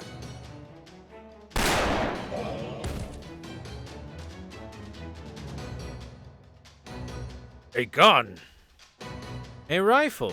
In point of fact, judging by the sound, one wielded it would seem by a skilled marksman, considering they incapacitated the beast with a single shot to the head. Well done! Take this. Are you guys nuts? What are you thinking running right into the middle of a Krachok pack? Huh? I'm guessing you guys came from the capital looking for something to eat, but you're not gonna have much more luck out here in the boonies either. What the? Oh, Wolfman? What the hell are you guys?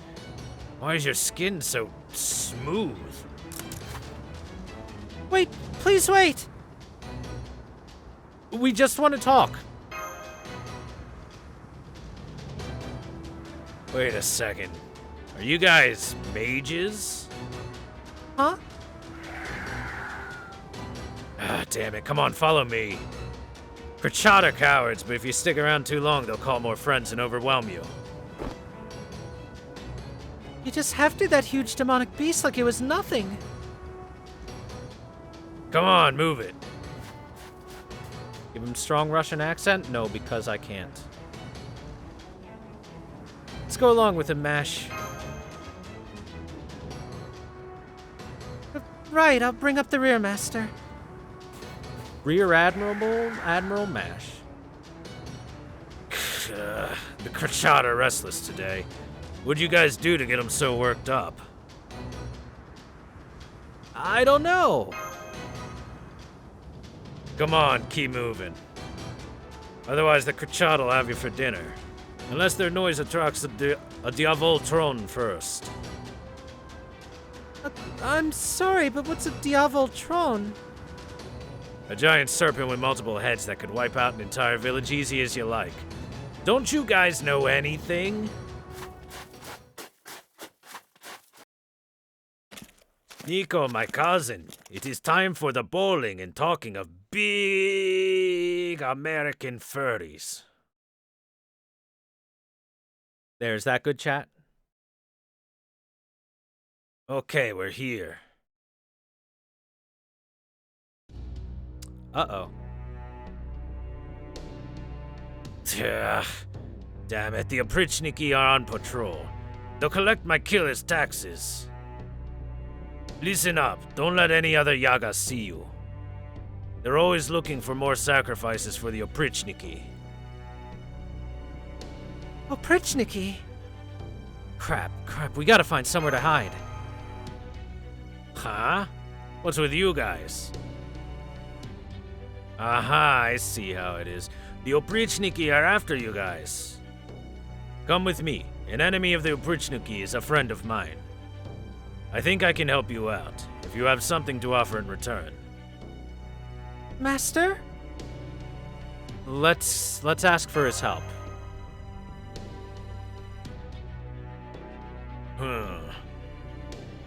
You Koldun have less pride than I thought.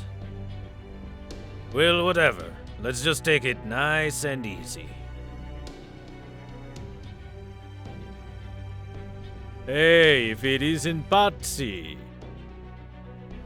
Try to stay out of sight.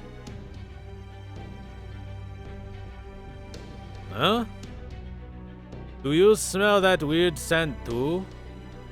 Is he coming from those two? It's coming from this demonic beast, obviously. Didn't bleed it out properly. And no leisure for the poor, huh? You sure you're gonna make it through the winter like that? I guess you're not worried about yourself? Nope, I've got plenty stored away. If you ever find yourself running low on food, how about I sell you some on the cheap? But you will have to tell me where your best hunting grounds are. Now think about it. See you around. Hey, your little friends there wouldn't be with the rebel army, would they?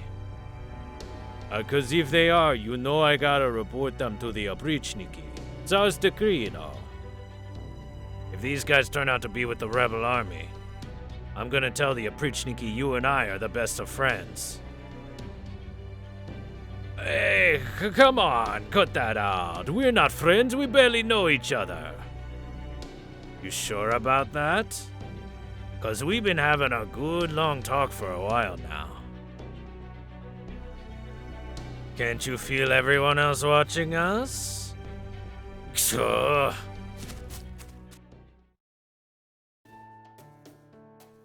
Alright, let's hurry up and get to my house before anyone else comes sniffing around.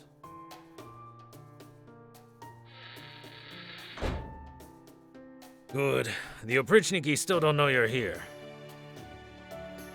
Thank you so much. Don't need your thanks, just give me something as compensation. It's all about bartering, right? Something, huh? What should we do, Senpai? Would information suffice? What the hell is that? Magecraft-based communication.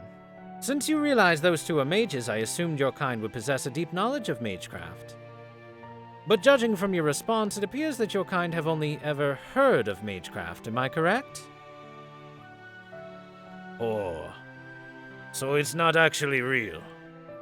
I assure you it is. I am speaking to you in person, albeit from a great distance. Now, as I was saying, if we possess any information that may be of use to you, we are happy to provide it. I don't suppose you know of any good hunting grounds, do you? If the location of a Krchat nest would suffice, then yes, we have found a number of them. Krchat nests, huh? Nice. Those things are pushovers. Pushovers? Those? Oh yeah, you can actually kill them as long as you shoot them or hit them hard enough. Way better than the demonic beasts who just won't die. Very well, I'm prepared to share the locations of these Krachat nests. So first, I would appreciate you telling us everything you know about this place. Whoa, wait. Introductions first. What's your name? My name, huh?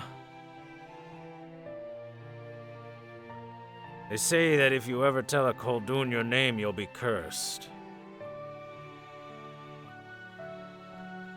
Excuse me, but what are these Khaldun?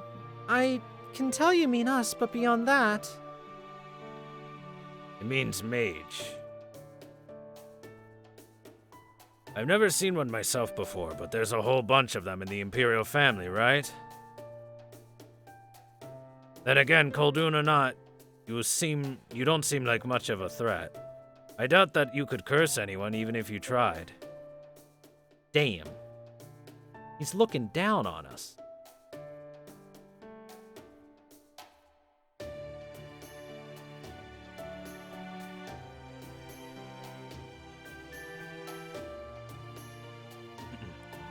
True, I have never been very good at curses. Alright, the name's Patsy. Now who are you guys?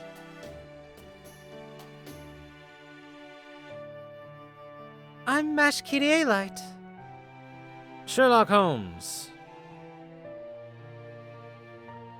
And I'm Gouda.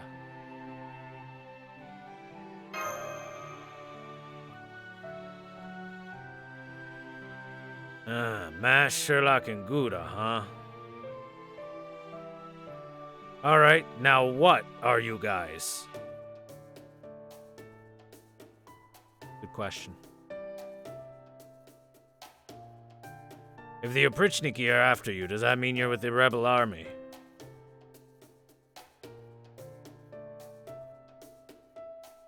Rebel Army, hang on, we're not... Where do I begin? Maybe I should try asking some questions. Well, are you or aren't you? First, we have a few questions of our own. I don't think so. First, you need to answer mine. What year is it right now? Huh? Holmes is right. That's the first thing we need to confirm. It's abnormally cold even for Russia. It can't possibly be the Russia that we know. That could mean we're in a different time period, just like the singularities. I don't know why you're asking such a stupid question, but fine. It's 2020, what about it? I see. And what about that enormous storm? It appears to be nothing so much as a solid wall composed of incredibly powerful wind. Is that normal? Hell no, it's not. Been living here in Russia for 20 years and I've never seen anything like it before. Is it true what they say about the world getting closed off? It would seem that it is. As of right now, the only place we can confirm actually exists is Russia. We came here from beyond Russia to see if we can't do something about it. Beyond? You mean from outside Russia? I don't know what they're talking about. What could he mean, outside Russia? There is nothing outside Russia. Any land people could have lived on should be long gone by now. I guess they could be from the boonies, but then again, they're not Yaga either. Maybe there really are still other nations out there. Alright, I can tell that you've got your own stuff you're dealing with. But I'm not gonna pry. I'm not looking for friends. So then why's a bunch of outsiders like you on the outs with the Oprichniki? Unfortunately, your guess is as good as ours. We still don't even know what they really are. That being the case, we would tremendously appreciate if you could tell us, what are the Oprichniki? You're kidding me. How did you survive this long without even knowing that? The Oprichniki are brutal hunters. Ivan the Terrible's personal bodyguards. Ivan the Terrible? Wasn't he a Russian Tsar? Yes, he was. If you know that much, then more detailed explanations can wait. Wait a moment. Patsy just told us that the year is still the year 2020. If it is, why would Ivan the Terrible's bodyguards still be around? Maybe he's a servant. Huh? A servant? You guys have some pretty bizarre questions.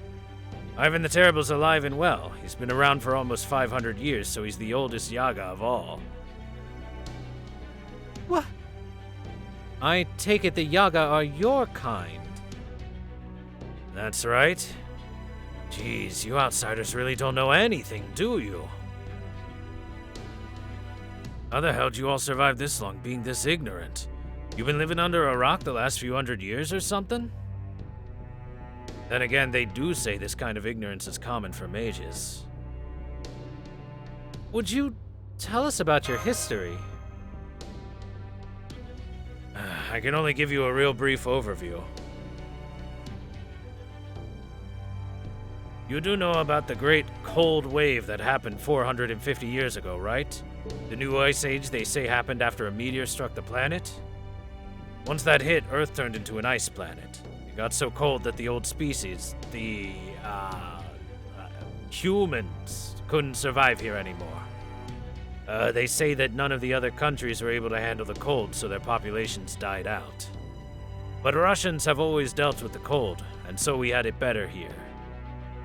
Even so, we still lost about 90% of our population. Hell, we nearly lost the whole damn country. So before that could happen, Ivan the Terrible and a mage developed a plan. We, the Yaga, are the result. Then does that mean you're a mixture of demonic beasts and humans? What the? Who are you? And why are you so tiny? Oh, don't mind me. I'm just a passing genius doing as geniuses do. So the people of Russia were combined with demonic beasts via some kind of magecraft. Do I have that right? Yeah, got it in one. Not that I remember any of that myself, though.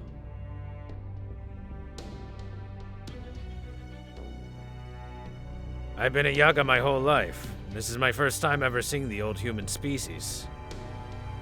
I see. That explains quite a lot. Thank you, Patsy. Now, who are you guys anyway? I'm Gouda. Hello. We're members of the Caldius Security Organization. It's our job to ensure the preservation of humanity. Might not be a nice thing to say to this guy, Mash. Now I have even more questions. Basically, we're here to save the world. Huh? Well, ain't that something? So are you like a bunch of idiots then? I understand how fantastical that must sound, but I assure you, we are deadly serious. Well, whatever. Whatever nutty plan you guys got up your sleeve, if it'll shake things up around here, I'm all for it.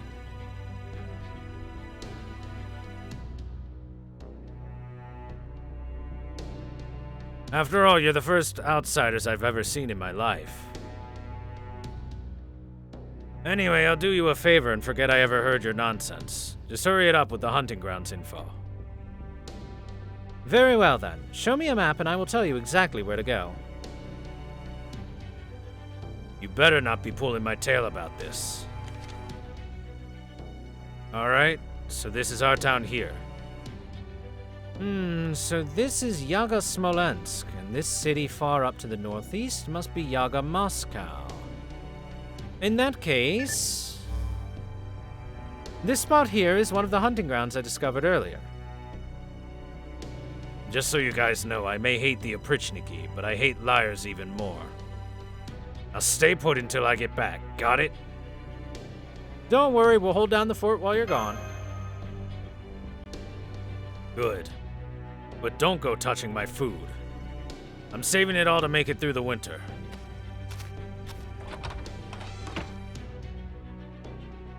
Looks like he's gone to check out those hunting grounds. By the way, Holmes, can I pick your brain for a moment? What? What is this place? Why have humans been combined with demonic beasts? That violates one of Magecraft's strictest taboos.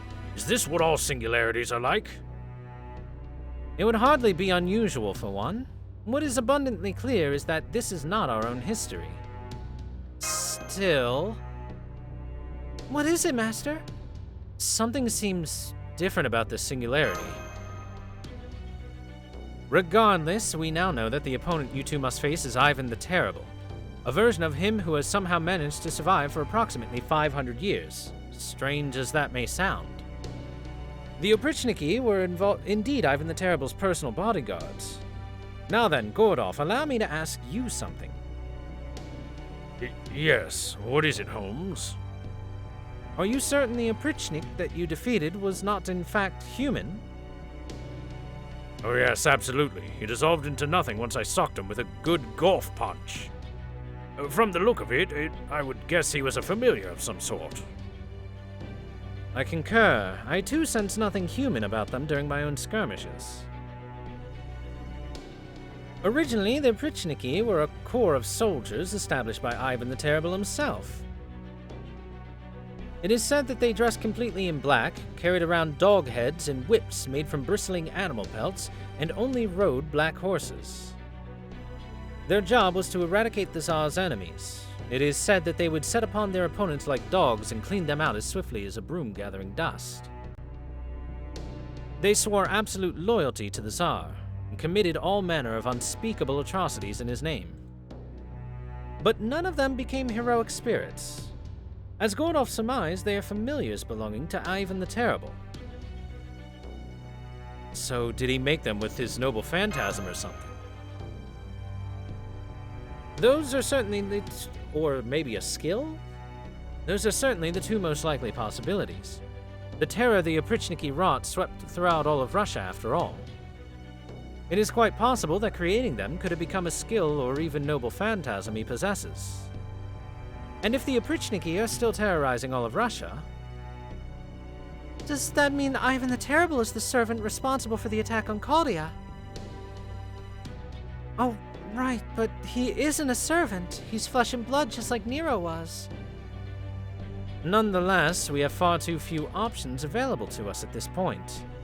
As such, our first order of business should be securing a ley line. Well, as luck would have it, I detected something that looked an awful lot like a ley line back when Gouda and Mash were making their escape with Patsy.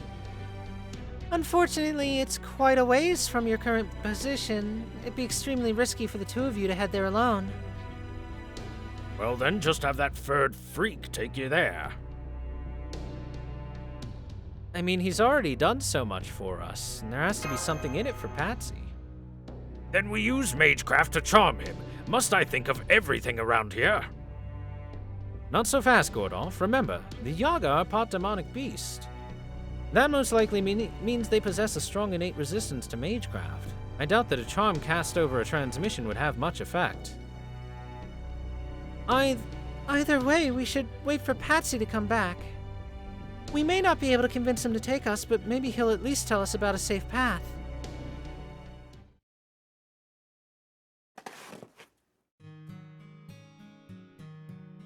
Looks like I found myself a real bunch of weirdos. I'd only ever heard about the old species in legends. Seeing how weak they are in person, it's a wonder they survived as long as they did. I guess technically they're our ancestors. Maybe that's why I never thought to eat them. I can always leave them to fend for themselves if they don't have anything to offer, but it looks like they know a whole bunch of good hunting grounds. And more than anything, they're new. I've never seen anything like them before in my life. Most Yaga wouldn't be comfortable with that, but oddly enough, it doesn't bother me at all. I know it's things like that that put me at odds with the other Yaga. Oftentimes, I'll find myself asking myself questions like, why do we have to be strong? Why is it wrong to be weak? Why?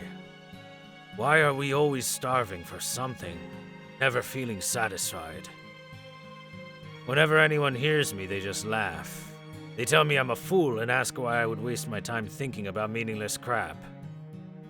I know it's meaningless just as much as anyone. I wish I could stop myself from thinking about these things too, but...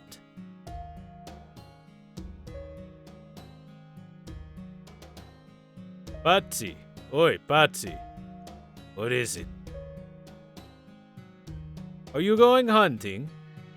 So what if I am? Oh, sorry, but those hunting grounds belong to the town. Why do you think I only hunt the strays? Those stray demonic beasts belong to the town too. And not that any are straying off anyway, since that spot's been closed down. Is that so? Fine, I'll just have to find somewhere else to hunt, won't I? Glared at the jackass as I turned around and headed off in the opposite direction from the sealed-off hunting grounds. It's not just him. The other Yaga are all keeping their eyes on me too, making sure I don't go messing up their territory. Some demonic beasts are easier to hunt than others. The Krachat tend to be on the harder side, since they'll keep calling in reinforcements until you're overwhelmed. But there are some places it's manageable. Like, say, a ravine that leads to a dead end. Somewhere the other Krachat can't hear their packmates' cries for help.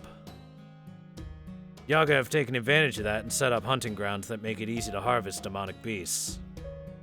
It may not compare to what I hear the old times were like, when they used to breed enough domesticated beasts on farms for everyone to eat.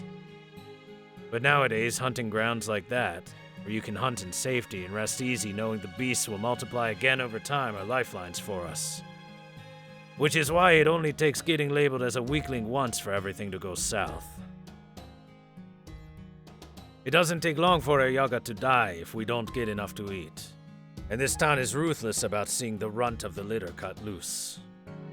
The whole town makes it a point to eliminate nearby villages, curry favor with the Tsar, and kowtow to the Oprichniki.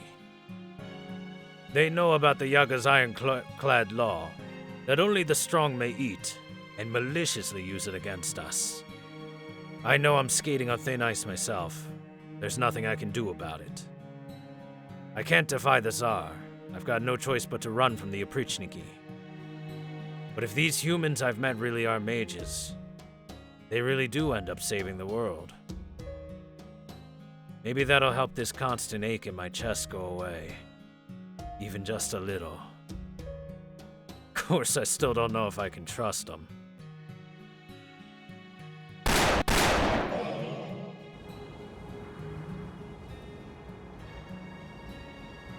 Well, I'll be damned. Can't remember the last time I killed this many. With a haul like this, I could still scrape by even after they pick me clean for taxes.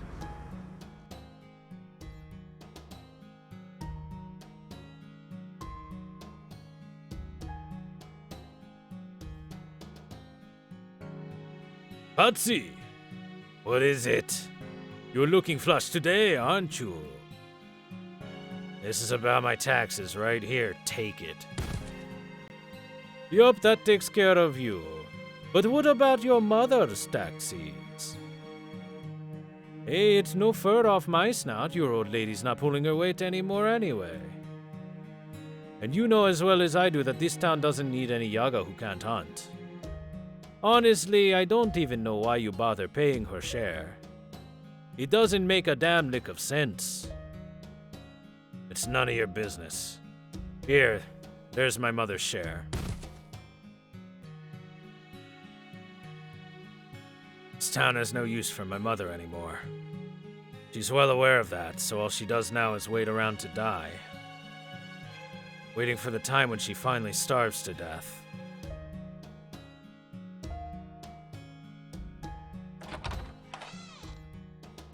Who is it? Here's some meat. I'll just leave it here. Oh, thank you. I don't know how I can repay you. Don't worry about it. My husband and son will be home soon. Why don't you stay and eat with us? No thanks. She doesn't even recognize my face anymore. They say it happens a lot once a Yaga gets up there in years. They say their memories get fuzzy, so they start clinging to them more and more until they end up living the rest of their lives in a fantasy world. There's no point in keeping my mom alive anymore. I should just let her die and become one with the earth. It's not like she'll be of any help to me while she's still kicking. Only the strong have a right to eat. She hasn't been strong for a long time. So then why do I keep helping her like this?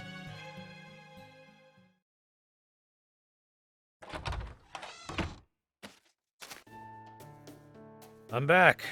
Your info was good. I brought in my biggest haul in ages. Hard to believe there was that good a hunting spot right near the town that nobody ever noticed before. Thanks to your tip, I've still got a bunch left over even after paying my taxes.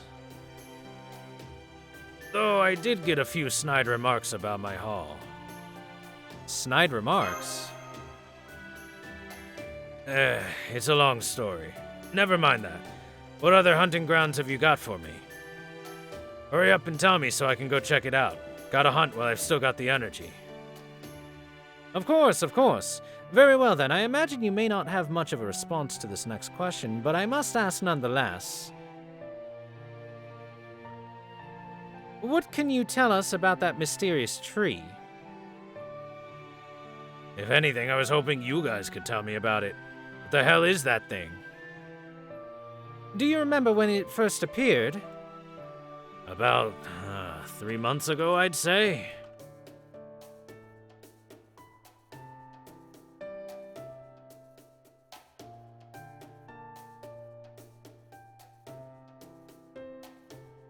Everyone was all excited when it first showed up, saying it was a miracle the Tsar performed for us, but it never actually gave us anything useful.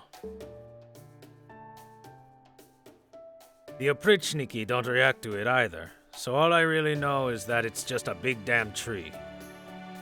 Are we done now? 'Cause I want to check out those other hunting grounds while... In just a moment. Now that we know the full extent of the situation, I'm afraid that information was insufficient. Come on, I don't have anything else I can trade you. Unless you're after my gun, and you can have that over my dead body. No, it's not that. We want a kite.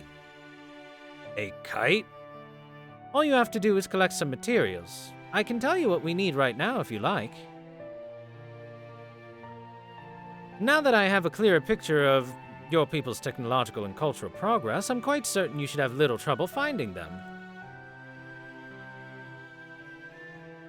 Alright, as long as I don't have to leave town.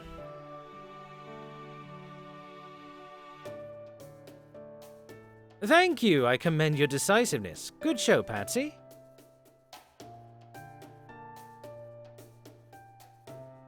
What do you want with a kite, Holmes? Shouldn't we have traded for food first?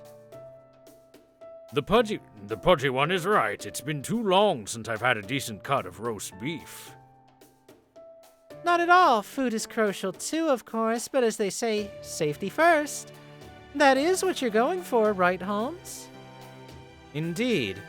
It will require a bit of brute strength, but we will be taking a page from Benjamin Franklin's book.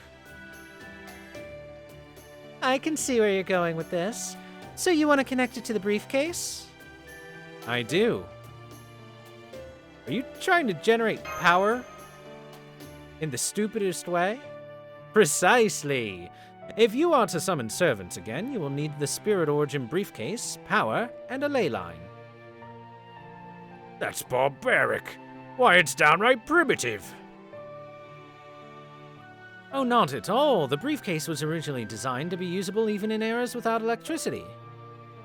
All Gouda need do is make use of it is to draw a summoning circle on a ley line and wait for a single bolt of lightning to strike. Man, I really am a genius, aren't I? I doubt that there's anyone else in all of history who could have made the summoning system this streamlined.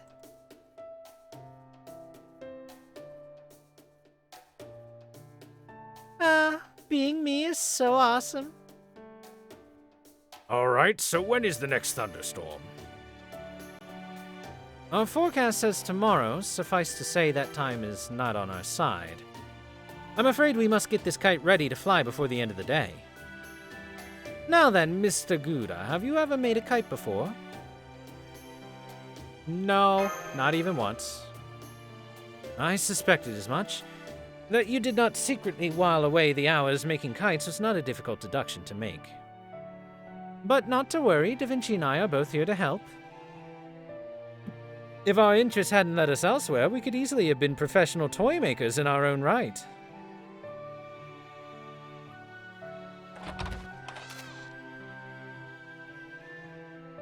Here you go. They were all real easy to find. Now, are you gonna tell me about those other hunting grounds? Of course, I'm pleased to make an equitable trade.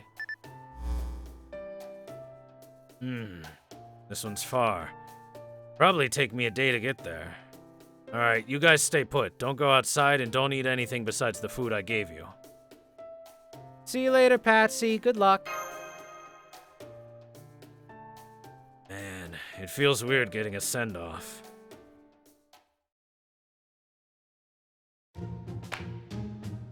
All right then, now it's time for arts and crafts. Remember, without this kite, you will not be able to summon servants. It is no exaggeration to say that the very fate of the world hinges upon this kite. This may be the most important arts and crafts project in the history of mankind. No pressure. No, not that one. That one. Yes, you're supposed to cut that one. No, not there. God, this is so frustrating. I'm sorry, Da Vinci, but it's not always easy to understand what you mean. No, not there. How is the kite supposed to fly if you cut that? No, that's correct. The next cut needs to be on the opposite side. Really? I never knew there was so much to kite making. I always thought you just stuck some poles to fabric like a tent and the whole thing just flies. Here's some water, Senpai. Remember to stay hydrated.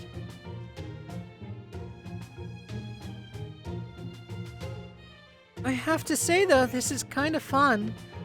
I only hope it ends up flying well.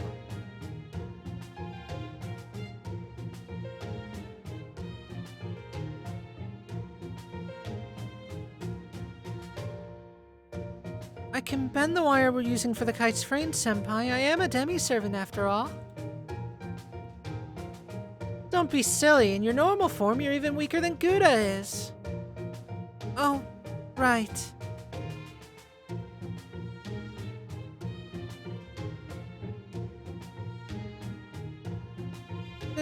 That took a lot longer than I thought it would.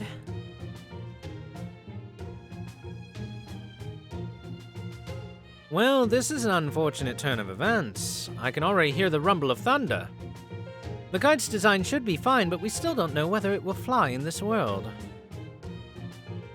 This world is enveloped by a raging storm, after all. There's no telling how violently the winds may be blowing at high altitudes.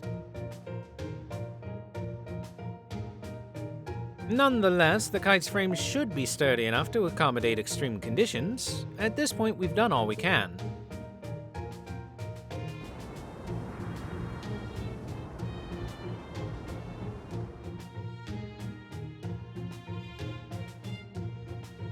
Great, that was the last part. It might have been a long and winding road to get here, but at least we got here. Now, for the most important touch. What sort of picture should we draw on it? Damn it, Da Vinci, I'm a master, not an artist. Eh? But I was all set to paint a Vitruvian good enough to put on the Voyager. Stop that, you'll frighten the locals half to death. Just scribble some ASCII expression on it and be done with it. Well now, I'm impressed you know about that. True, it is important to retain one's sense of playfulness. Ms. Kyrielite, would you do the honors of drawing something? Of course. Art design is one of my specialties. Don't worry, Master. I'll make sure it's a glamorous kite that will make everyone sit up and take notice.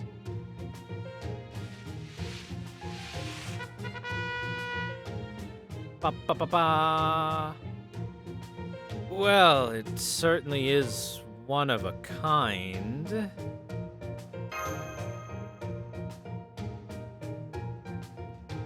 I'm sorry. I did my best to convert your face into a Euclidean plane, Senpai, but I'm afraid it didn't go so well.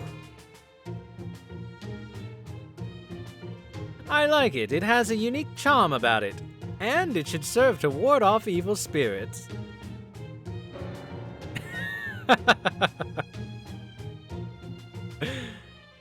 Now, you'd best be on your way. I'm afraid we don't have the time to wait for Patsy to return.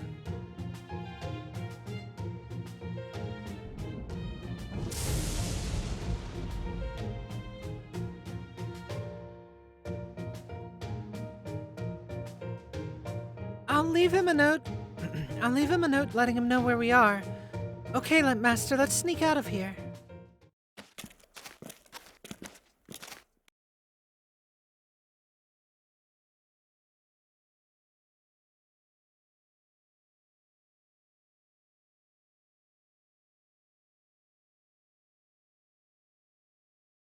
There are a lot more people, Yaga here than I thought there'd be. Huh? What was that sound?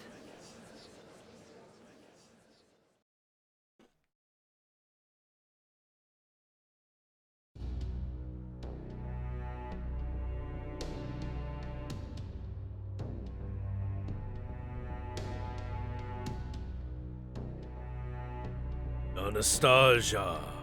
Where are you, Anastasia? I am here, my Tsar. Ah, my Empress, my beloved wife, tell me, is Russia at peace? Of course it is, my Tsar. The Oprichniki are fighting hard all throughout the land in order to spread your glory far and wide.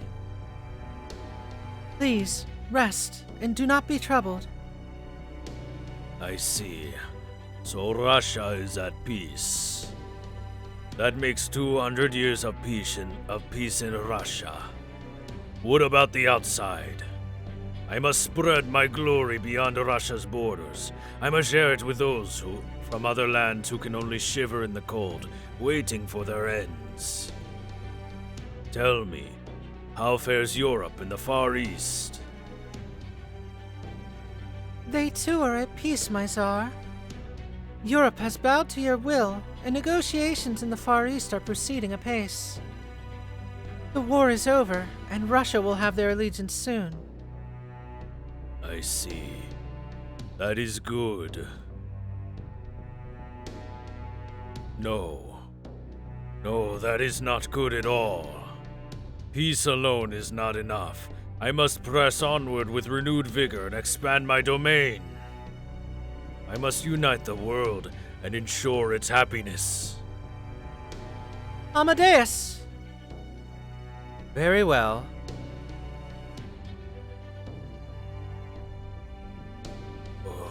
Oh, so sleepy. Am I dreaming? Good night, my Tsar. May your repose be blessed with sweet dreams.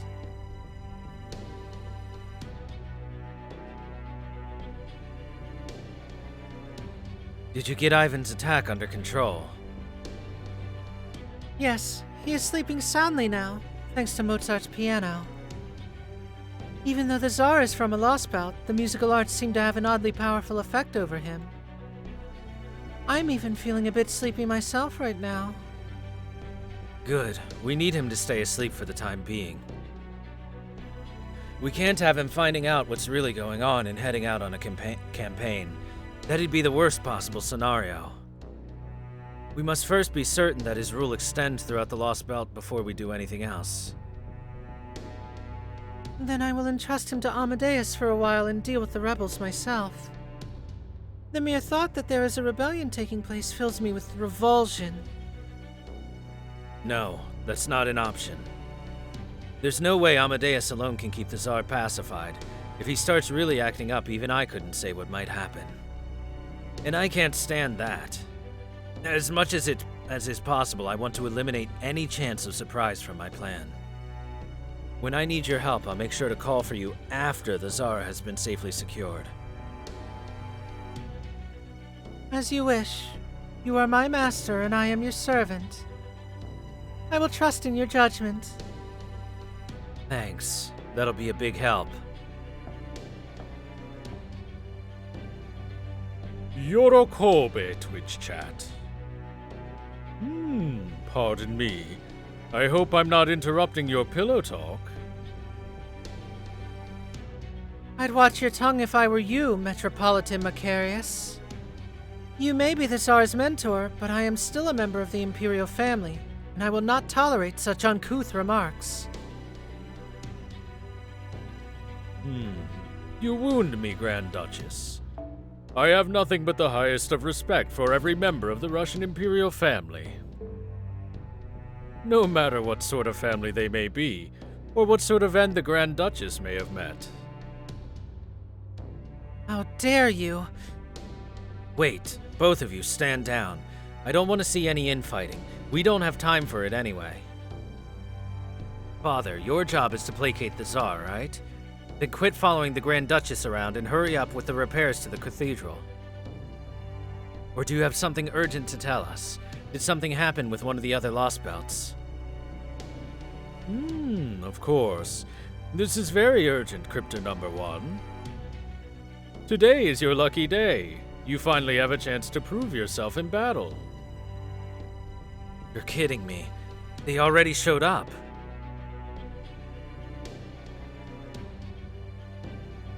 They have. There's been a disturbance on the outskirts. Their shadow border has emerged here in our own Russia. We haven't pinpointed their exact location yet, though. Still, this is their first Lostbelt. It will take them at least several days to fully comprehend how this world works. I believe now would be the perfect time to eliminate them while they are still regaining their balance.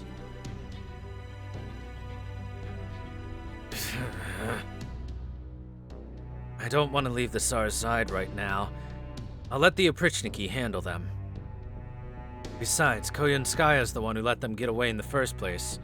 Why not make her take care of them? Or are you gonna do it yourself? That might give you a chance to be useful for a change. Oh no, I couldn't!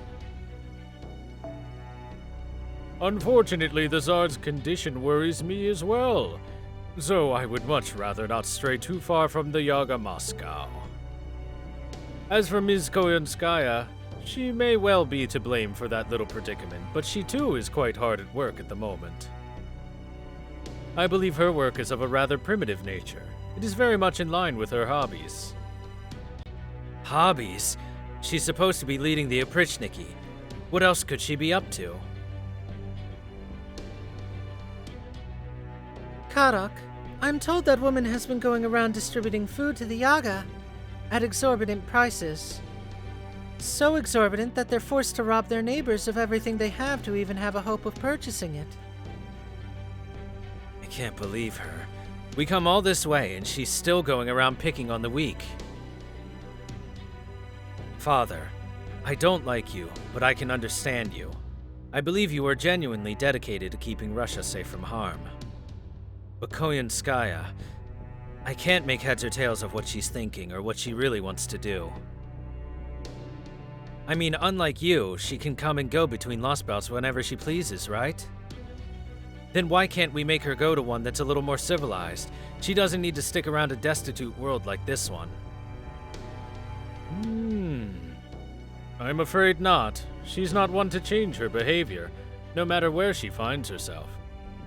In one sense, her actions stem from a love for humanity. That includes driving the weak into tight spots, sneering at them, and stepping on them. She'll never oppose us or the Cryptors. It's best to think of her as a difficult mercenary who will get the job done as long as you can pay for her services. All that said, I do agree that she has been acting a little too freely. Very well then. I will speak to her and tell her to restrain herself while she is here in Russia. That should ensure she follows your commands as well. Does that suit you, Master of the Grand Duchess? Fine with me. If she's gonna call herself a mercenary, I won't hesitate to use her like one. The Oprichniki aren't gonna die as long as Ivan keeps dreaming. Tell Koyenskaya to make sure she finishes off Kaldia's leftovers for good this time. They're only human, so they're bound to stop by a town sooner or later. Have her keep an eye on the major ones and take them out as soon as she finds them. Understood. I really must point out, though, how terrible a thing that is for you to say of your former comrades, Kadok Zemlupus. And here I thought you were the kinder soul than that. Have these last few months been hard for you? Perhaps you should follow the Tsar's example and get some sleep yourself. I'll admit, I have been pushing myself past my limits. But I'm still the same guy I always was. Like you said, Kaldia's people are my former comrades. Emphasis on former. Now, as the only master in Russia, in this Lostbelt, my goal is to ensure it comes out on top. I'm gonna pull off something a master from proper human history never could. I have to. Well, it's good to see you're in such high spirits. Pushing oneself too hard is a privilege afforded only to the young, after all. Rest assured, you have my full support. Kadok Zemlupus, I have nothing but respect for your aspirations, and for your determination. But I will offer one piece of advice. He who does not love himself can never save the world. If I were you, I would think long and hard about where that hostility of yours comes from. Hostility, huh? So he's basically telling me to get over myself and accept that they're my rivals. The hell they are. They just got lucky. That's... You mustn't say things you don't really mean, Kadok. Even if you're only bluffing, lies like that will only eat away at you. Kadok, you weren't able to save the world. That is simply a fact and one you must accept. They accomplished something that you could not. That is why you must take advantage of this new opportunity to show everyone what you can really do. This is your opportunity to show them how strong you truly are, to demonstrate why you are a crypter, why you are one of those who were originally meant to save the world. I know. Believe me, I know.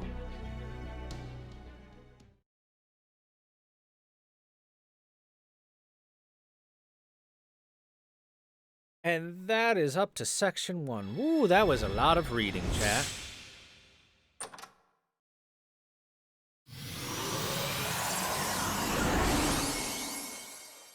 Yay, the Arctic outfit.